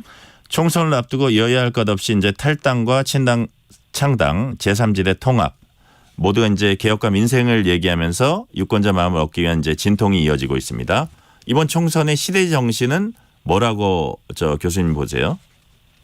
글쎄요, 제가 그런 걸 논할 정도로 이 정치 경력이 길지 않아서 뭐라고 한마디로 얘기하기는 어려운데 아마도 틀림없이 민생 회복이 그리고는 경제 회복이 이게 결국은 주요한 이제 그 이념이 될 수밖에 없지 않겠냐, 주요한 목표가 될 수밖에 없을 것이다 이런 생각을 하게 됩니다. 이제 보수 세력 쪽의 신당이라든지 아니면 진보 세력 쪽의 신당이라든지 이른바 이제 양쪽에 중텐트가 갖춰졌다는 얘기를 하고 있습니다. 거기 네네. 보수 쪽은 이준석, 양향자, 그다음에 이제 진보 쪽은 이낙연 전 대표하고 이제 탈당을 한 3인방이라 그럴까요? 그렇게 이제 중텐트는 됐는데 그럼 이제 빅텐트가 과연 될 것인가? 이런 이제 어떤 얘기도 나오는 과정에 이제 보시기에 이준석, 양향자 그쪽 신당의 파괴력 또 이낙연 비명계 탈당 3인방의 신당의 파괴력 이거는 우리가 수치로 얘기할 수는 없겠지만 이제 어떤 느낌으로 교수님 보시기에 어느 정도로 파악을 하세요? 글쎄 어려운 질문인데요. 네. 네. 어려운 질문인데 지금 민주당의 당내 상황 제가 짐작할 수조차 없을 정도로 복잡한 것을 염두에 둔다면 그렇다면 지금 이낙연 신당이 지금 상당 부분 흡수성이 있게 이게 약간의 지금 시간의 지연은 있으나 차후에 결국에는 상당한 숫자가 그쪽으로 이제 유입되지 않을까, 능력 있는 이제 민주당 의원들이 그쪽으로 좀 당적을 변경하지 않을까 이런 생각은 하게 됩니다. 네. 오늘은 여기까지 듣겠습니다. 국민의힘 예비후보인 이수정 경기대 범죄심리학과 교수였습니다. 감사합니다. 고맙습니다.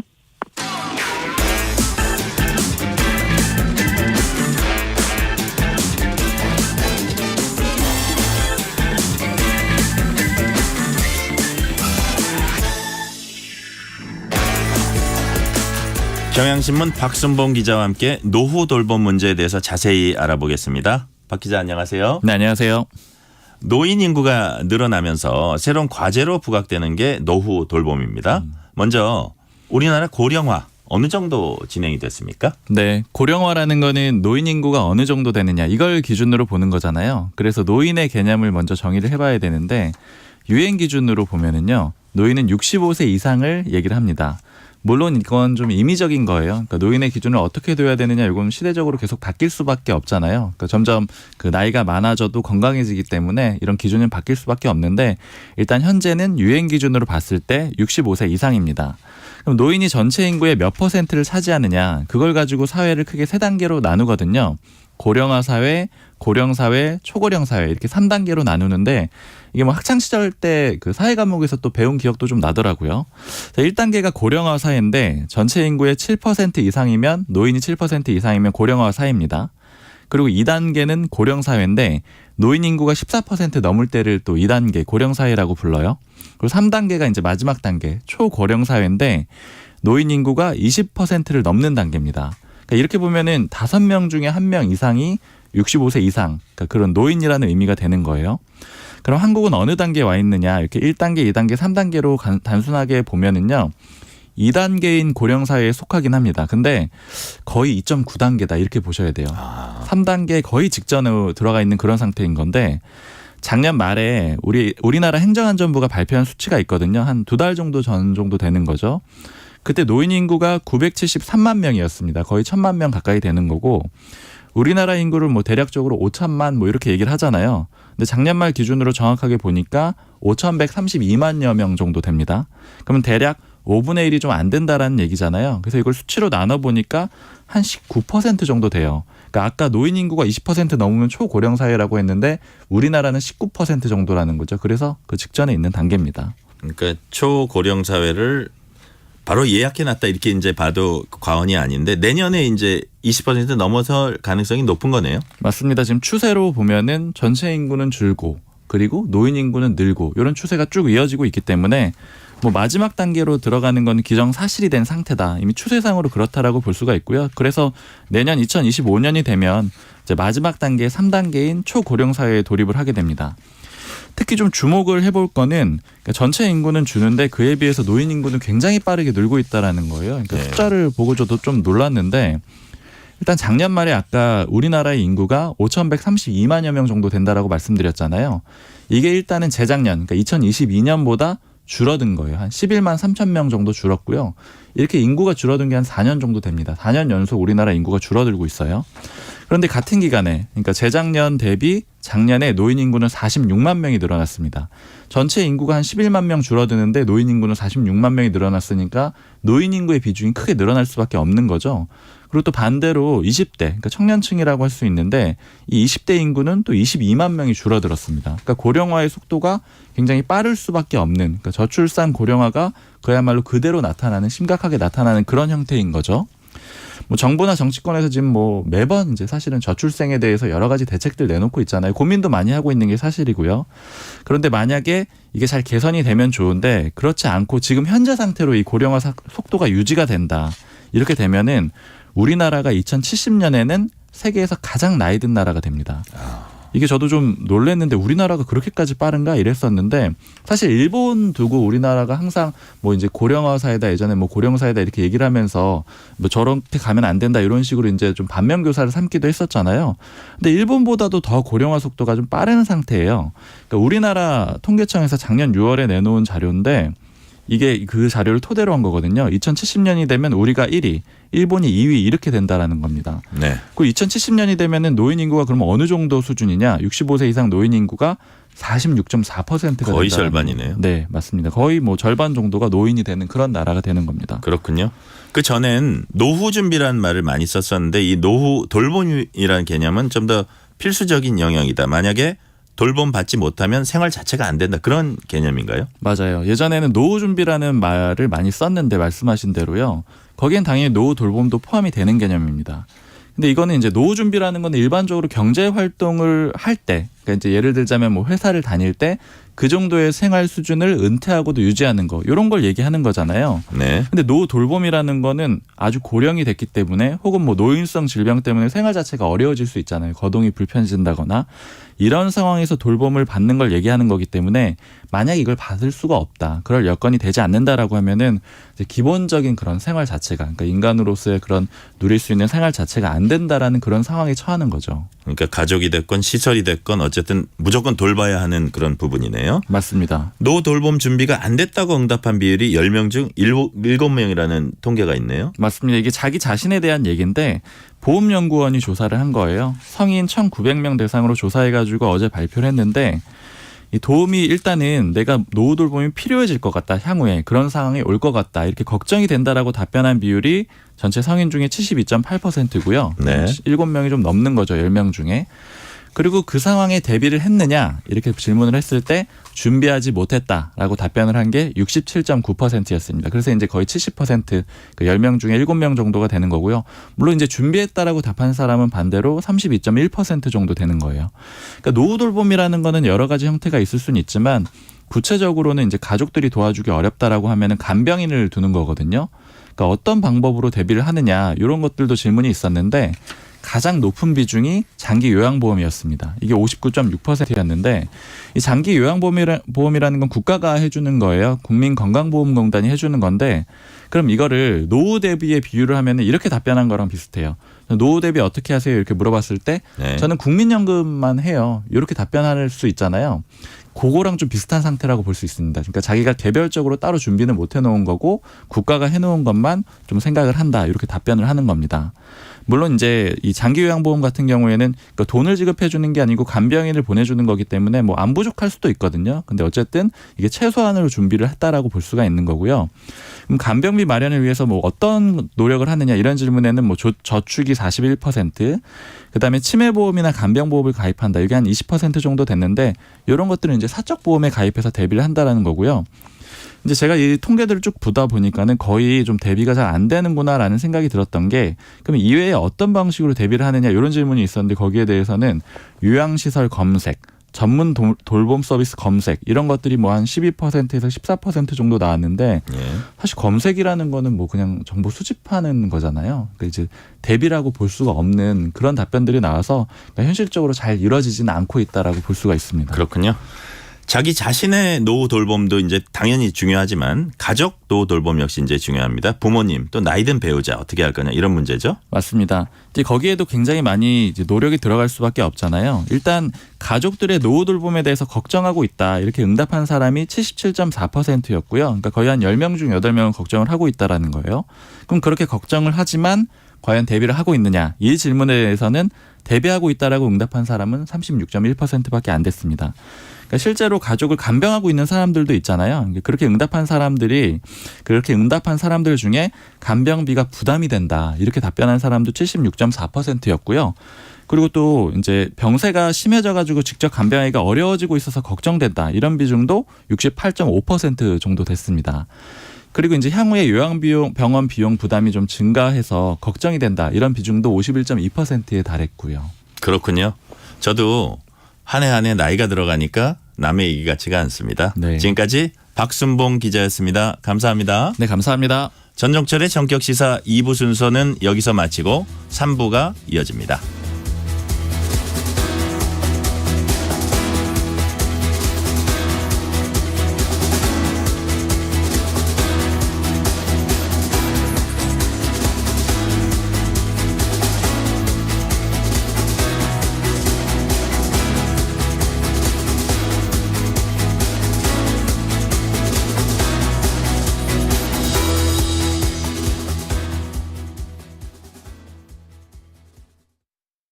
잠시 후 8시 반부터 일부 지역국에서는 해당 지역 방송을 보내드립니다. 워렌 버핏은 가치 투자, 필립 피셔는 성장주 투자, 피터 린치는 장기 투자, 그리고 성기영은 경제쇼. 방법은 달라도 목표는 하나. 여러분을 성공의 길로 안내합니다. 평일 오후 4시 5분 성기영의 경제쇼.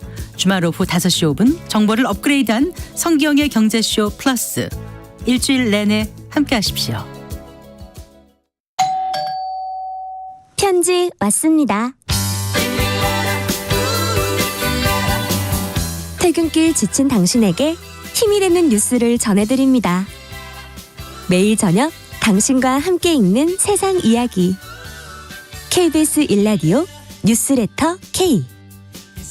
지금 시각은 8시 30분입니다. KBS.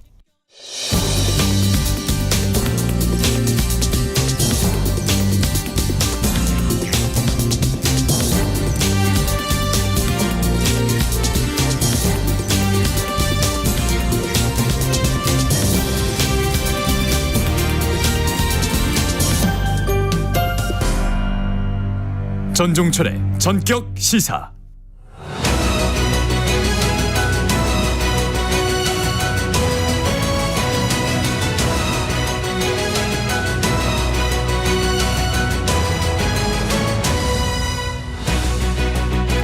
매주 월요일 이 시간에는 여성 변호사 두 분과 함께 정치 현안을 품격 있게 토론합니다. 품격 토론 강전의 변호사 신유진 변호사 나오셨습니다. 안녕하세요. 안녕하세요. 안녕하세요. 이낙연 전 민주당 대표가 이끄는 새로운 미래와 민주당 탈당 의원들이 주축이 된 미래대연합이 합당 선언을 했습니다. 앞서 보수 세력인 개혁신당, 한국의 희망이 합당했으니까 빅텐트는 아니더라도 중텐트 정도는 쳤다. 이렇게 볼 수 있겠어요?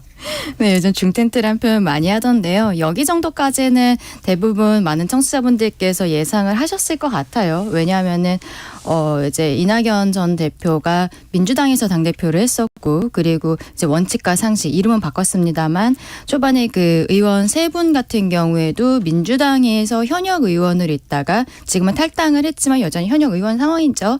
그러니까 이분들이 결과적으로 이제 이준석 전 대표를 그 중심으로 한 어떤 보수 쪽에서의 제3세력, 그러니까 이거와는 달리 민주당 계열의 제3세력으로서 아마 이쪽은 좀 합치지 않겠나라는 생각이 있었는데, 오히려 예상보다 이준석 전 대표, 이제는 또 이제 개혁신당의 대표죠. 이준석 대표랑 양양자 의원 간의 합당이 사실은 먼저 있었고, 그리고 뭐 예상했던 대로 지금 민주당 계열에서도 합당을 지금 하고 창당 자체를 이제 같이 시작한다고 하는데, 향후에 뭐 지금 언론에서는 이준석 대표와 이낙연 전 대표가 합치는 것이 마치 활용점정인 것처럼 이렇게 보여지고 있잖아요. 그게 가능할지는 좀 지켜봐야겠습니다만, 민주당에서도 이제 좀 힘을 합쳐갖고는 그 제3지대에서 열심히 할 것으로 보이고, 제 생각에는 공천 과정에서 조금 더 그 함께하는 지금 현재 민주당에서 탈당을 해서 함께하는 분들도 나오지 않을까라는 생각도 좀 하고 있습니다. 근데 이제 이낙연 전 대표와 이준석 개혁신당 대표 간의 화학적 결합 가능하느냐라는 질문이지 않습니까? 네네. 그런데 이준석 대표는 이낙연 전 대표에게 개항으로 지역구로 출마를 해라. 그리고 오히려 이에 대해서 이제 이낙연 전 대표가 이끄는 신당에서 이제 공동 창당 준비위원장을 맡고 있는 이석현 이분이 이렇게 얘기를 했어요. 이준석 대표는 안철수 의원에게 복수열전을 하러 가면은 1000만 관객을 동원할 수 있을 것이다. 그럼 안철수 의원이 있는 곳에 가서 지역구 출마를 해라라고 한 것인데, 서로 이렇게 어디 지역구로 출마를 해라 직접적인 이야기를 하면서까지 상대방에 대해서 전혀 이제 정치적인 지형을 고려하지 않는 발언을 한 걸 보면은 좀 굉장히 불편한 관계가 아닌가. 심지어 이제 당명도 이준석 대표는 개혁신당으로 했단 말이에요. 그렇죠. 그런데 지금 이낙연 전 대표가 이끄는 이제 새로운 임시 당명이라고는 하지만 개혁 미래당이라고 했어요. 그러니까 또 이준석 대표가 새로 신장 개업한 중국집이 영업이 좀 잘 된다고 해서 그 이름을 좀 사용하면 안 되지 않겠냐라는 불편한 심기를 또 냈단 말이에요. 가만히 있지 않았어요. 네, 그렇기 때문에 이 둘 간의 화학적 결합이 이루어지기에는 굉장히 많은 산이 있을 것이다. 쉽지 않다라고 보여지네요. 그러니까 제가 보기에도 가벼운 신경전처럼 보이지만 말에 뼈가 있는 것만은 그렇습니다. 분명하거든요. 그러니까 네. 이게 아마 뭐 여러 가지 앞으로 이제 당이 합치려면 공천권이라든지 리더십을 누가 가지나 이런 문제가 있겠지만 이게 앞길이 이렇게 순탄해 보이지는 않는다는 게 공통적인 시각 같아요. 그렇죠. 아무래도 이낙연 전 대표 같은 경우에는 이번 총선에 있어서는 불출마 선언을 했고 본인이 총선에서 한 번 더 뺏지다는 것보다는 다음번 대선 주자로서 제3지대에서 이제 좀 커가고 싶은 이런 마음이 있을 건데요. 계속적으로 빅텐트라고 표현을 하고 있는데 지난번에 이준석 대표는 텐트 아니고 뭐 건물을 짓겠다 얘기하면서 이번에 만약에 합당하고 함께 가면은 이번 총선뿐만이 아니라 다음번 대선까지 같이 가야 한다라는 이야기를 이미 명시적으로 했다는 말이죠. 근데 이준석 대표도 지금 뭐 개혁신당에 본인이 당 대표로서 취임을 했기 때문에 개혁신당이 앞으로 잘 나아가면은 이준석 대표 뭐 공부를 더 하겠다는 이야기도 하고는 있습니다만 본인이 다음번 대선에 도전하고 싶은 마음도 어느 정도는 저는 있을 것이라고 생각을 합니다.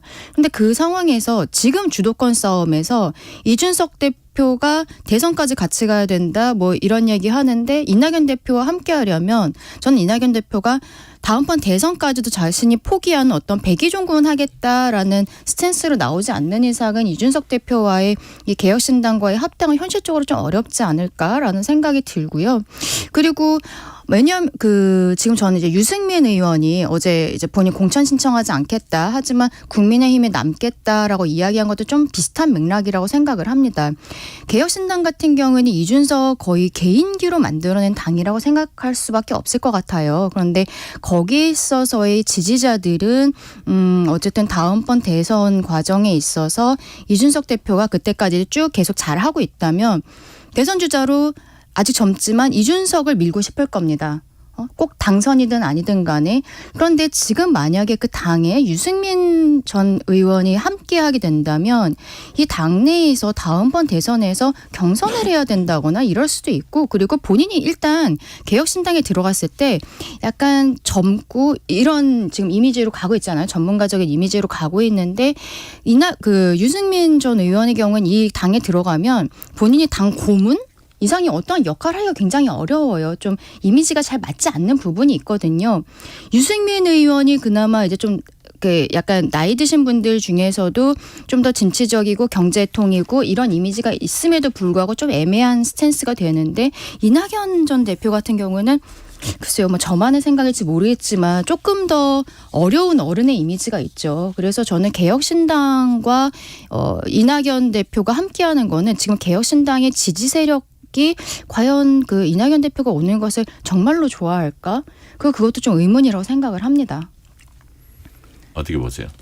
지금 이제 유승민 전 의원 얘기까지 했으니까 말씀하셨으니까 이제 유승민 전 의원의 말씀을 좀 드리자면은 유승민 전 의원은 SNS에 당을 지키겠다, 공천 신청을 하지 않겠다라고 밝혔는데 이 부분에 대해서는 사실 그 직전에 이준석 대표가 방송에서 유 전 의원을 모시고 싶은 마음이 굴뚝 같다라는 표현을 했거든요. 네. 그런데 영입 제안을 했냐라고 물어보니까 그 부분에 대해서는 아직 연락을 드리진 않았다.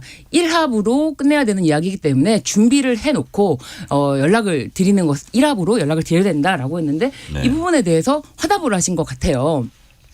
왜냐하면 영입 제안이라는 것은 영입 제안을 하면은 이제 이번 총선에서 어떤 역할 그리고 총선에 단지 그냥 뭐 함께하는 역할이 아니라 전 의원이고 그리고 지금 또 출마에 대한 이야기 이런 얘기가 나온다면 그 제3시대에서는 지금 신당이라고 했지만 지역구로 나와서는 굉장히 지지 기반도 얻을 수가 없고 당원도 확보하기가 어려운 상황에서 지역구를 출마하는 건 굉장히 어렵고 그렇다면 비례라면 또 앞순위를 줘야 되냐 뒷순위를 줘야 되냐 이런 여러 가지 차원에서 정리가 되지 않은 상황에서 유승민 전 의원이 먼저 공천 신청을 하지 않는다. 저는 이 부분이 좀 방점에 있는 게 아닌가. 공천 신청을 하지 않겠다. 나는 이제 이번에 출마를 하지 않겠다는 건 좀 다르게 좀 해석되는 부분도 있거든요. 지난번 총선 불출마 선언 때는 불출마하겠다고 말씀하셨거든요. 근데 이번에는 공천 신청을 하지 않겠다. 물론 당을 지키겠다라고 했지만 공천 신청을 하지 않겠다라는 이야기를 함으로써 어떻게 보면은 유승민 전 의원의 몸값이 좀 올라갔다고 볼 수가 있죠. 그렇기 때문에 아직도 유승민 전 의원에 대해서는 거취가 확정적이지는 않다라고 보여져요. 저도 이제 우리 지금 신 변호사님 얘기하신 것처럼 유승민 의원이 한 얘기에서 공천 신청하지 않겠다라는 부분에 이제 방점이 있다라고 생각을 했는데 저는 이게 국민의힘에서 일단은 이제 두 가지 의미가 있다고 생각합니다. 이준석 개혁신당에는 합류하지 않겠다라는 부분에 대해서 정확히 밝혔다라고 생각을 하고요. 국민의힘에 대해서는 본인이 험지 출마도 불사하겠다라는 생각으로 이 얘기를 했다고 생각합니다. 본인이 공천을 신청을 하지 않지만 전략 공천이라든지 이런 거에 대해서는 열려 있다는 요구가 거잖아요. 온다면. 그렇죠. 그리고 사실 유승민 의원 같은 경우에는 지금 본인이 어디 지역구 나가겠다라고 얘기하기도 좀 어려운 부분이 있어요. 예전에 박근혜 전 대통령 때 배신자 프레임도 있고 그리고 지난번에도 대선이 끝나고 대선 주자로서 본인이 경선에서 패배한 이후에 경기도지사 선거에 이제 출마를 했다가 경선 과정에서 김은혜 전 수석에게 밀리지 않았습니까? 그래서 본인이 당에서의 입지가 굉장히 좀 낮아져 있는 상황인데 그럼에도 불구하고 나는 국민의힘에 남겠다. 이준석 신당엔 가지 않겠다. 다만 당에서 어쨌든 유승민 의원도 굉장히 당의 소중한 자산이지 않습니까? 큰 어른이고 어떤 험지라든지 이런 데에서 본인의 공천이 있다면 전략 공천 같은 게 있다면 백의종군 하겠다라는 의지를 국민의힘 쪽에다가 보였다라고 저는 그렇게 생각을 합니다. 네. 권은희 의원이 이제 오늘 탈당한다 그러는데 어디로 가는 겁니까? 저는 이분이 원래 19대 때 새정치민주연합에서 시작을 했었고 이후에 국민의당으로 이제 갔다가 그렇죠. 국민의당이 국민의힘과 이제 합쳐지면서 현재로서는 비례의원으로서 3선으로 국민의힘으로 계신 건데 그동안에 이제 국민의힘 의원으로 계시지만 당에서의 어떤 주류적인 의견과는 좀 다른 부분들이 있었잖아요. 지난번에 이상민 행안부 장관에 대한 탄핵 의결에 있어서도 좀 다른 목소리를 내셨고 여러 차례 이제 다른 목소리를 내셨기 때문에 저는 일단 탈당을 한다는 것이 이준석 전 대표 쪽으로 저는 갈 거라고 생각하지는 않습니다. 그런데 그렇다고 민주당 쪽으로 갈까? 좀 의문이긴 한데 적어도 보수 쪽은 아니고 민주당으로 가거나 아니면 민주당 계열의 아까 이제 제3지대가 있지 않습니까? 그쪽을 고민하고 계시지 않을까라고 생각을 합니다. 근데 언론에서는 권은희 의원 탈당하는 거에 대해서 이준석 대표한테 그렇게 보도가 많이 나와요. 네, 그렇게 많이 나와 있어서 이준석 대표의 신당이 제3지대에서는 굉장히 가장 큰 힘이 있다라고 역시 언론에서도 보고 있구나. 김두관 의원 동생도 지금 갔거든요. 네네. 네. 여하튼 이렇게 제3지대가 이제 활발히 움직이는 가운데 국민의힘이나 민주당이 아닌 제3지대 정당 후보가 많이 당선되기를 바라는 유권자가 24%에 달한다 이런 조사 결과가 나왔어요. 이번 조사는 한국갤럽이 지난 23일에서 25일 사이 전국 성인 남녀 1,001명을 대상으로 전화 면접 100% 방식으로 이제 진행이 된 건데요. 그 밖에 자세한 사항은 중앙선거 여론조사심의위원회 홈페이지 참조하시면 되고요. 이 결과만큼 24%란 이 결과만큼 실제로 유권자들이 제3지대 정당 후보자들을 실제로 찍을까요? 그런데 먼저 이제 권은희 의원도 네. 이준석 대표의 신당 개혁신당으로 간다 이런 이야기가 있는 과정에서 권은희 의원은 김건희 여사 도이치모터스 특검 주가 조작 특검에 대해서 찬성을 했단 말이에요. 50억 클럽 특검에 대해서 찬성을 했고 이준석 대표도 50억 클럽 대장동에서 50억 돈을 받은 사람들에 대한 수사를 왜 국민의힘에서 반대를 하느냐라는 입장이란 말이에요. 그렇기 때문에 권은희 의원은 이준석 대표 쪽에서 좀 힘을 합치는 게 좀 맞다라고 보여지는데 지금 24%에 달한다는 조사가 나왔을 때 지금 제3지대에 지금 가장 그나마 힘을 쓰고 있는 신당이 이준석 대표가 이끄는 개혁신당인데 개혁신당이 힘을 받으면 받을수록 더 타격을 입는 당은 과연 어디일까? 이게 이제 거대 양당이 있다면, 국민의힘과 민주당이 있다면은 거대 양당에서 가장 크게 포션을 받는 부분이 이준석 신당이란 말이에요. 그렇다면 국민의힘에서는 이렇게 제3지대 정당 후보가 더 당선 많이 된다라고 했을 때 더 타격을 받을 것이다. 좀 그런 생각이 들고, 이 제3지대라는 것도 결국에는 지금 이준석 대표의 그 기본적인 스탠스는 자신은 윤석열 대통령으로부터 당시에 대선 후보로 뛸 때부터 그리고 대선 당선된 이후까지 계속 탄압을 받아왔다. 그런 의미에서 정권 심판이 필요하다라는 입장이기 때문에 정권 심판의 의견을 힘을 실어주는 이 여론조사 결과가 좀 더 높지 않나, 그런 부분에서 제3지대를 좀 택하겠다라는 결과가 아닌가 싶습니다. 네. 배현진 국민의힘 의원이 이제 피습당했습니다. 정치인에 대한 혐오 범죄가 10대까지 번졌다. 이렇게도 볼 수 있는데 어떻게 생각하세요?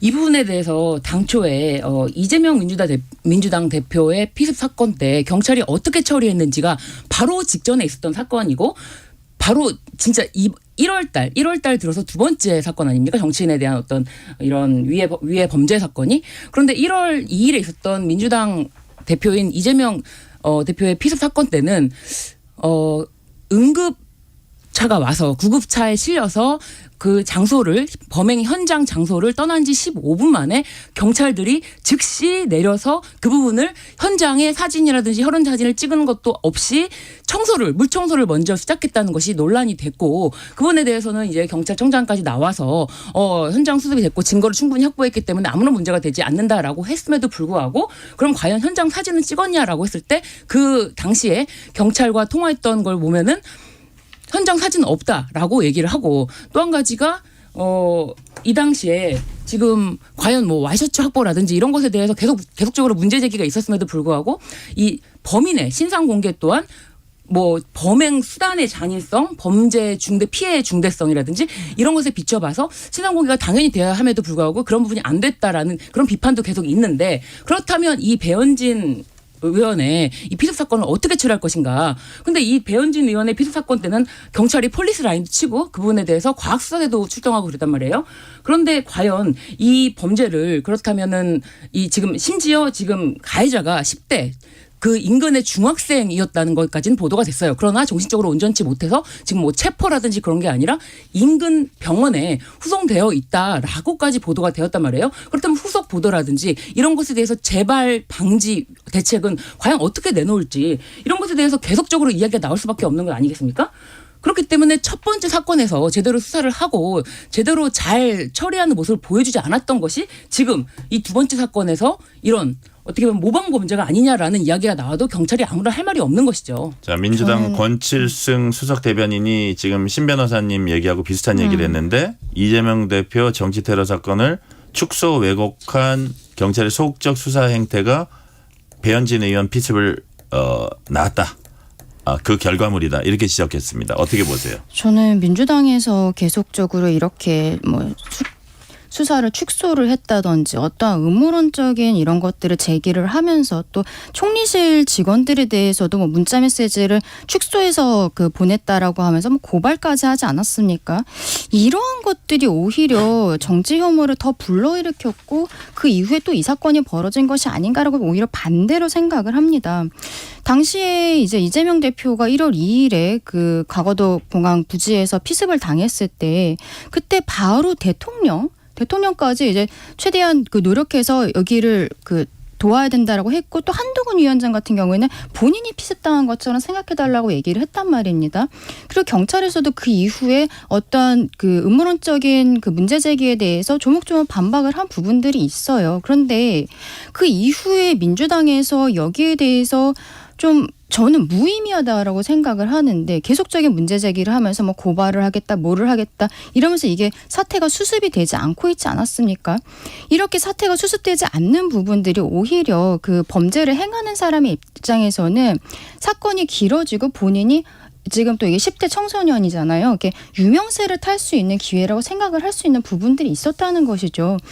어쨌든 이렇게 정치인에 대한 테러, 뭐 정치인이 아니라 물론 일반 국민에 대한 그 어떠한 폭행이라든지 이런 것도 마찬가지입니다만 이거를 자꾸 정쟁화시키고 문제를 더 크게 만드는 것. 저는 이런 것이 오히려 이번 사건에 있어서 우리가 절대 하지 말아야 될 행동들을 했기 때문에 계속적으로 일어난 것이 아니냐. 그리고 뭐 좀 아까 신 변호사님도 얘기해 주셨지만 앞으로 지금 총선 기간이 좀 남아있잖아요. 70일 남아있는데 문제는 지금 예비후보로 등록하신 분들이 이미 지역에서 유권자들 만나면서 악수하고 뭐 피켓 들면서 이렇게 인사하고 이러고 있는데 이분들에 대해서 어떻게 안전장치를 할 것인가. 지금 뭐 여당에서는 경찰과 여기에 대해 협의를 하겠다고 하는데 그거를 좀 지켜봐야 될 것 같습니다. 우리가 이거는 여야 없이 정말 이런 테러에 대해서 더 이상 음모론적인 태도 취하지 말고 오히려 전 지금 여야 대표가 나와서 국민들께 우리가 그동안은 어떠한 상대방을 악마화시켰던 이런 정치에 대해서 잘못을 솔직하게 말씀을 드리고 우리 그 정치가 이번에 총선 과정에서 정말 평화롭고 그리고 대한민국 민주주의를 발전시키기 위해서 노력하겠다라는 이런 것들을 좀 발표해야 되지 않을까. 그런 모습이 필요하다고 생각을 합니다. 홍준표 전 대표도 배현진 의원 K를 빈다면서 그 정도 이겨낼 수 있는 여장부다 이렇게 격려를 하면서 이 원인을 극단적 진영 정치, 증오 정치 뭐 이렇게 얘기를 했고요. 요 얘기는 한 요 정도 하고 그다음에 여당 얘기로 넘어가 볼게요. 윤석열 대통령과 한동훈 위원장이 화재 현장에서 만나면서 일단은 갈등 봉합 국면으로 들어갔는데 그렇다고 해도 이제 불씨는 남아 있습니다. 그 어떤 불씨인지 또 요거를 어떻게 해결해야 되는지 한번 말씀을 해 주세요. 저는 이 불씨는 이제 공천 과정에서 드러날 거라고 생각을 합니다. 이번에 한동훈 위원장이랑 윤석열 대통령은 화재 현장에서 이렇게 뭐 대통령이 어깨도 치고 뭐 90도 인사하고 이런 모습 보였지만 이거는 사적인 부분에 있어서의 감정을 털었다는 것이지 공적으로 대통령과 이제 여당의 비대위원장으로서 우리가 업무를 해나가는 데 있어서는 저는 이게 대통령의 당무 개입이라고 생각하지 않지만 대통령 쪽에서도 의견이 있을 수 있죠. 그 의견과의 충돌은 앞으로 있을 거라고 생각하는데요. 어떤 부분이냐면은 지금 용산 대통령실에서 나온 참모들이 출마를 하겠다고 많이들 나와 있지 않습니까? 예비후보도 등록하고 이러고 있는데 지금 출마하는 사람들은 대통령 대선 과정에서부터 함께했던 정말 최측근들이란 말이죠. 그러면 대통령은 아무래도 이 사람들이 공천 잘 받아가지고 원내 입성을 해서 본인의 남은 임기 함께하는 힘이 되는 의원들이 되기를 바랄 겁니다. 하지만 한동훈 비대위원장 같은 경우에는 용산 참모들에 대해서 전혀 마음에 빚이 없어요. 지금 경선을 일단 1차적으로 하겠다는 거 아닙니까? 근데 이분들이 지금 경선을 했을 때 지역에서 그렇게 막 수석급이 아닌 이상은 인지도가 그렇게 높지 않단 말이에요. 근데 그 과정에 그 국민의힘의 공천 심사표에 당무에 대한 어떠한 뭐라고 표현하죠? 기여도. 네. 예. 당에 대한 기여도. 당에 대한 기여도가 공천 그 배점표에 있거든요. 근데 이거는 정량적으로 할 수가 없잖아요. 용산에서 대통령실에서 일을 했던 게 당에 대한 기여도가 있다고 볼 것인가? 용산에서는 있다고 생각할 텐데 한동훈 위원장이나 이제 공천관리위원장 쪽에서는 없다라고 생각할 수도 있단 말이에요. 이런 부분에 있어서의 그 나중에 배점이 나오는 부분에 있어서는 조금 대통령실과 그 한동훈 위원장 있을 수 있다. 그 부분이 저는 가장 그 가능성이 있는 갈등의 부분이라고 생각을 합니다. 네. 근데 이제 대통령실에서 의견을 제시했다라고 하는데 분명히 한동훈 비대위원장은 이관섭 비서실장이 사퇴 요구를 했는데 제가 거절했기 때문에라고 했고 국민을 보고 나선 길 국민을 보고 가겠다라고 했습니다. 당은 당에 할 일이 있다라고 오히려 이 사퇴 요구에 대해서 명시적으로 언론에 이야기를 했기 때문에 그 사퇴 요구 자체가 없었다라고 볼 수는 없는데 그렇다면 이 당무 개입 갈등 관련해서 어떻게 해결될 것이냐. 이게 이제 1차적으로 서천시장에서 봉합이 됐다라고도 보여지는데 과연 그 서천시장을 배경으로 사실 거기 대통령과 비대위원장, 여당의 비대위원장이 내려가서 과연 그 서천시장의 그 시민 그 상인들 그 고통을 받는 상인들의 이야기를 들었나라는 것에 대해서 상인들의 이야기는 듣지 않고 그런 사진만 연출된 것을 보여줬을 때 국민들이 과연 납득할 수 있을 것인가. 그 상인들의 정말 피눈물 흘리는 심정에 대해서 한 번이라도 보듬어주고 그런 위로의 말씀을 전하러 간 것이 아니라 이런 사진만을 대통령실이 아직 건재해 있다. 오히려 한동훈 비대위원장이 90도 각도로 폴더 인사를 한 것에 대한 사진에 대한 논평만 나오지 그 서천시장 상인들에 대한 어떠한 이야기는 전혀 없었을 때 국민들의 또 분노는 어떻게 될 것인가. 이런 갈등이 과연 국민들을 잠재울 수 있는 갈등의 봉합인가에 대한 의문은 여전히 남아 있고요. 그리고 이제 한때 이제 대통령 멘토로 불렸던 친평 변호사는 굉장히 한동훈 비대위원장에 대해서 쓴소리를 했습니다. 한동훈 비대위원장은 여권 강성 지지층이 보내는 환호와 열성에 도취되어 있다. 뭐 급기야는 나라의 지도자가 될 수 있다는 자기 암시 환상에 젖어 있다라는 좀 뼈아픈 이야기를 했단 말이에요. 그러면서 그런 그릇과 마음은 되지 못한다라고 목소리를 냈는데 그렇다면 과연 한동훈 위원장에게 이런 모든 앞으로의 책임, 당을 짊어지고 갈 수 있는 총선의 책임을 질 수 있는 리더십이 발휘될 것인가. 이 부분에 대해서는 여전히 의문이 크다. 국민들을 납득시키지 못하는 것이 아닌가 싶습니다. 최근에 한국갤럽 여론조사에서 네. 그 이제 뭐 직무 수행이라 그럴까요? 그 평가에 대해서 한동훈 52% 긍정 평가, 그다음에 윤 대통령 국정운영 평가 31%, 이재명 대표 35%. 그러니까 한동훈 위원장의 퍼센트가 되게 높았습니다. 이걸 어떻게 해석할지도 또 하나의 질문이에요. 일단은 먼저 신 변호사님 얘기하신 거에서 사실관계만 하나만 짚을게요. 그 화재 현장에 갔을 때 그 지역의 주민들 상인들과 전혀 뭐 대화가 없었다라고 얘기하셨는데 그건 사실이 아니고 그때 상인분들과 만나서 상인분이 뭐라고 얘기를 했냐면 이 지역에 대해서 대통령에게 특별재난지역을 선포해 주십시오라고 이야기를 했고 대통령은 특별재난지역을 선포를 하거나 그게 아니어도 그에 준하는 지원을 하겠다라고 정확히 말씀을 하셨던 것이 이미 뭐 뉴스에도 그 영상으로 보도가 된 바 있어서 거기에 그 대해서 상인회장은 그 상인들이 150명 가량이 만났다라고 이제 대통령실에서 오히려 보도자료를 냈는데 그런 것이 아니고 상인들이 모여있던 곳은 2층이었는데 상인회장이 내가 상인회장이다. 내가 가서 직접 말씀을 드려야 한다라고 해서 단독으로 가서 대통령을 10초 가량 만났고 그 10초 가량 만나는 과정에서 재난지역을 선포해 달라라고 했던 것이지 상인들을 만났다라는 것이 아니라는 말씀입니다. 네. 자, 그러면 그 하나만 더 여쭤볼게요. 네. 이건 짧게 좀 윤희숙 전 의원이 이번 정선 서울 중구 성동갑 출마 선언했습니다. 윤 전 의원은 586 구태 정치인 당대표 방탄하는 돌격병 후보들 이 지역 어울리지 않는다. 무슨 뜻일까요? 지금 이번에 한동훈 위원장이 지난주에 있었던 비대위원 회의에서 이번 총선의 시대 정신이 86 운동권 청산이라는 이야기를 명시적으로 했거든요. 거기에 대한 윤희숙 의원이 본인이 출마를 하면서 다시 한번 이야기를 한 부분이라고 생각을 합니다. 사실 김경률 비대위원이 그 정청래 의원 지역구에서 출마하겠다고 했을 때도 비슷한 이야기들을 했었고요. 그 윤희숙 의원이 어쨌든 임종석 전 비서실장의 경우에는 민주당에서도 가장 사실 강성의 586 운동권 핵심 인사잖아요. 거기에 대해서 본인이 이번에 그 86 운동권을 청산하는 데 앞장서겠다. 그리고 그 지역이 사실 국민의힘 입장에서는 또 험지라고 볼 수 있는 지역이어서요. 그 지금 당에서 어떤 유력 인사들이 험지에 출마하는 것에 대해서 권장을 하고 있는 분위기가 있는데 거기에 대해서 윤희숙 의원이 이야기를 한 것으로 보이고 다만 임종석 전 그 비서실장이 여기에서 출마를 선언은 한 것으로 알고 있는데 그 실질적으로 공천까지 가게 될지는 좀 지켜봐야 될 것 같습니다. 왜냐하면 지금 친명계 쪽에서 워낙 그 친문계 인사들에 대해서 임종석 비서실장, 노영민 비서실장이 문재인 정권과 함께 오히려 윤석열 정권 탄생을 하게 한 거 아니냐. 이런 오늘은 얘기를 하고 여기까지 있습니다. 듣겠습니다. 강전의 변호사 신유진 변호사였습니다. 감사합니다. 네, 감사합니다. 1월 29일 월요일 전종철의 전격시사 여기서 마칩니다. 진행의 전종철 기자였습니다. 감사합니다.